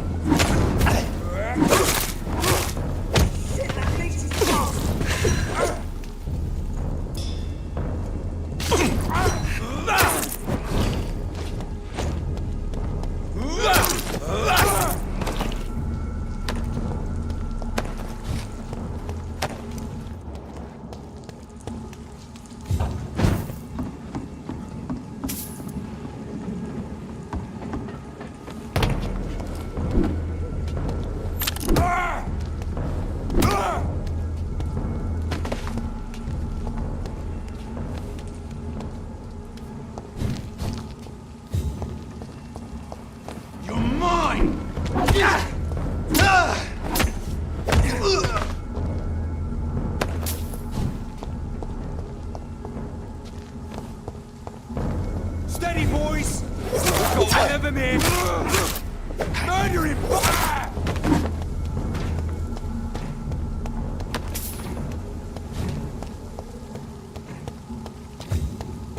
Steady, boys!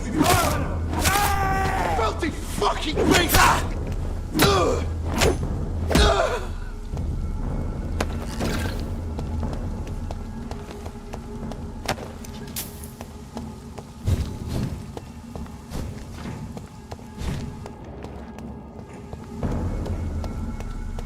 Look at it!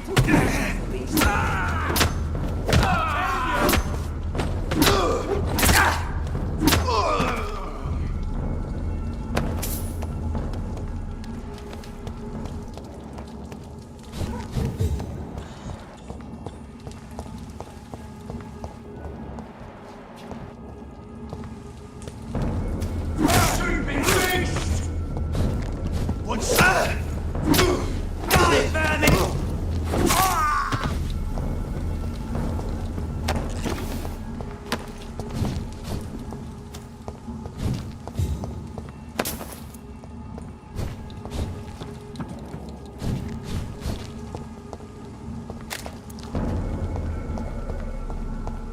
Look lively!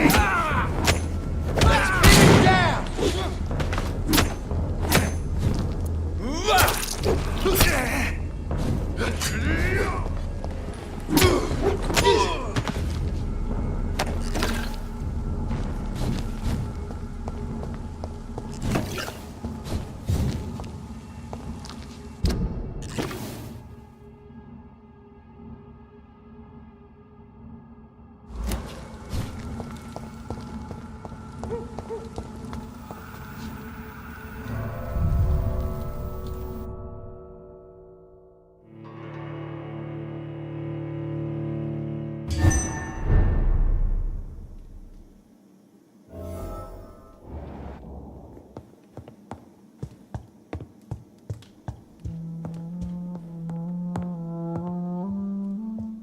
What good fortune brings you back to me, Jonathan?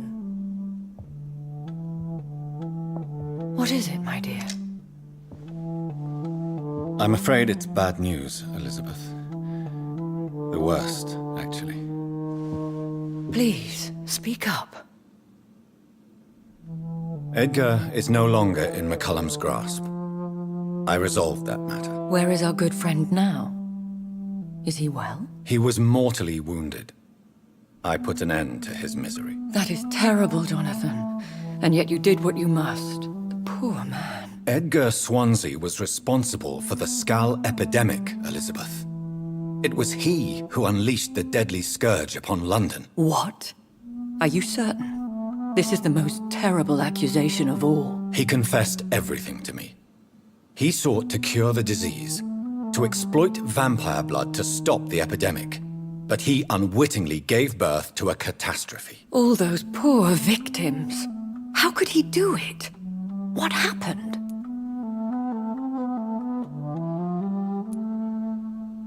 Edgar was a criminal.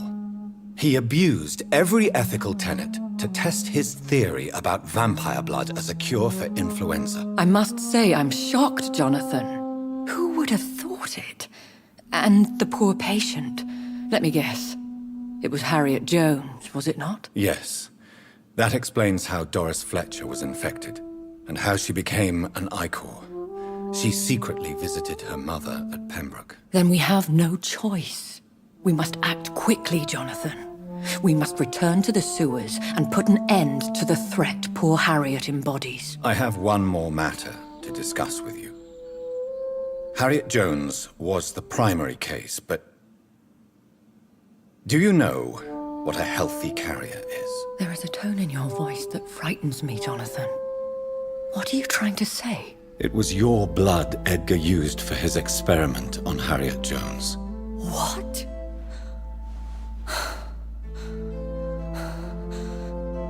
No.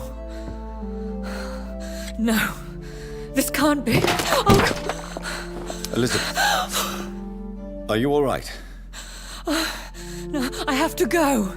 What do you mean? Leave me alone.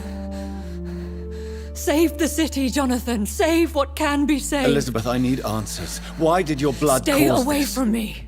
Please. I swear I never was your Wait! enemy. No! Elizabeth!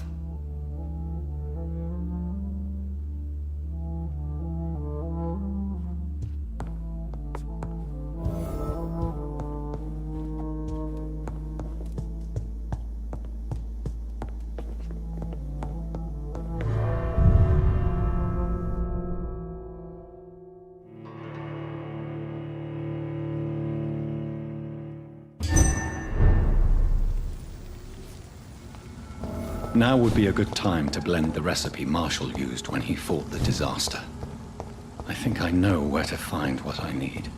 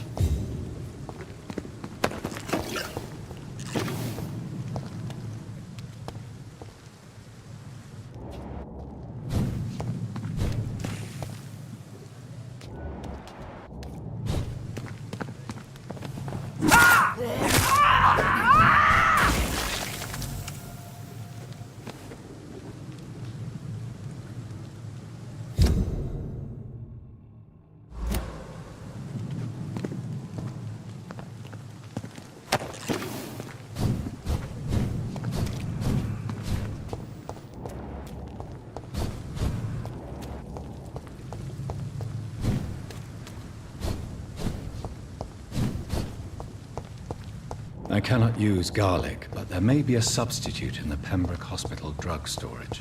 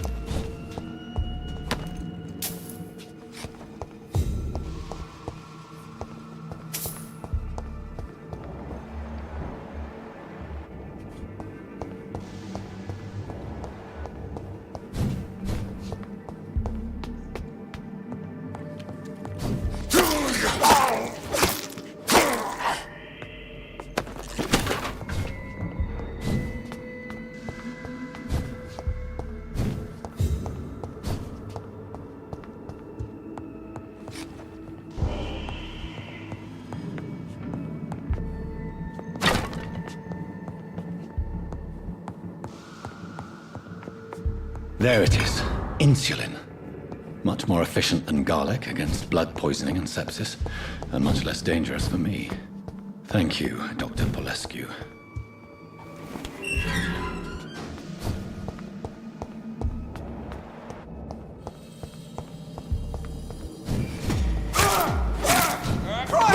He's dead!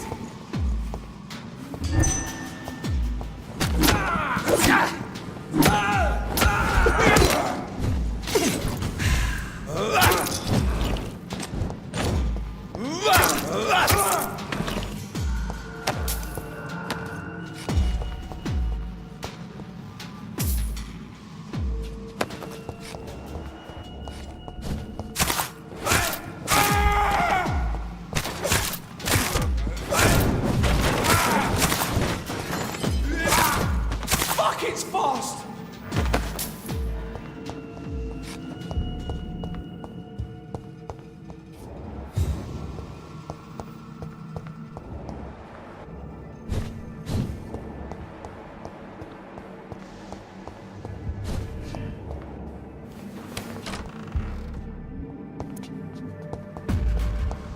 Better go home. Cross the leaps, boys!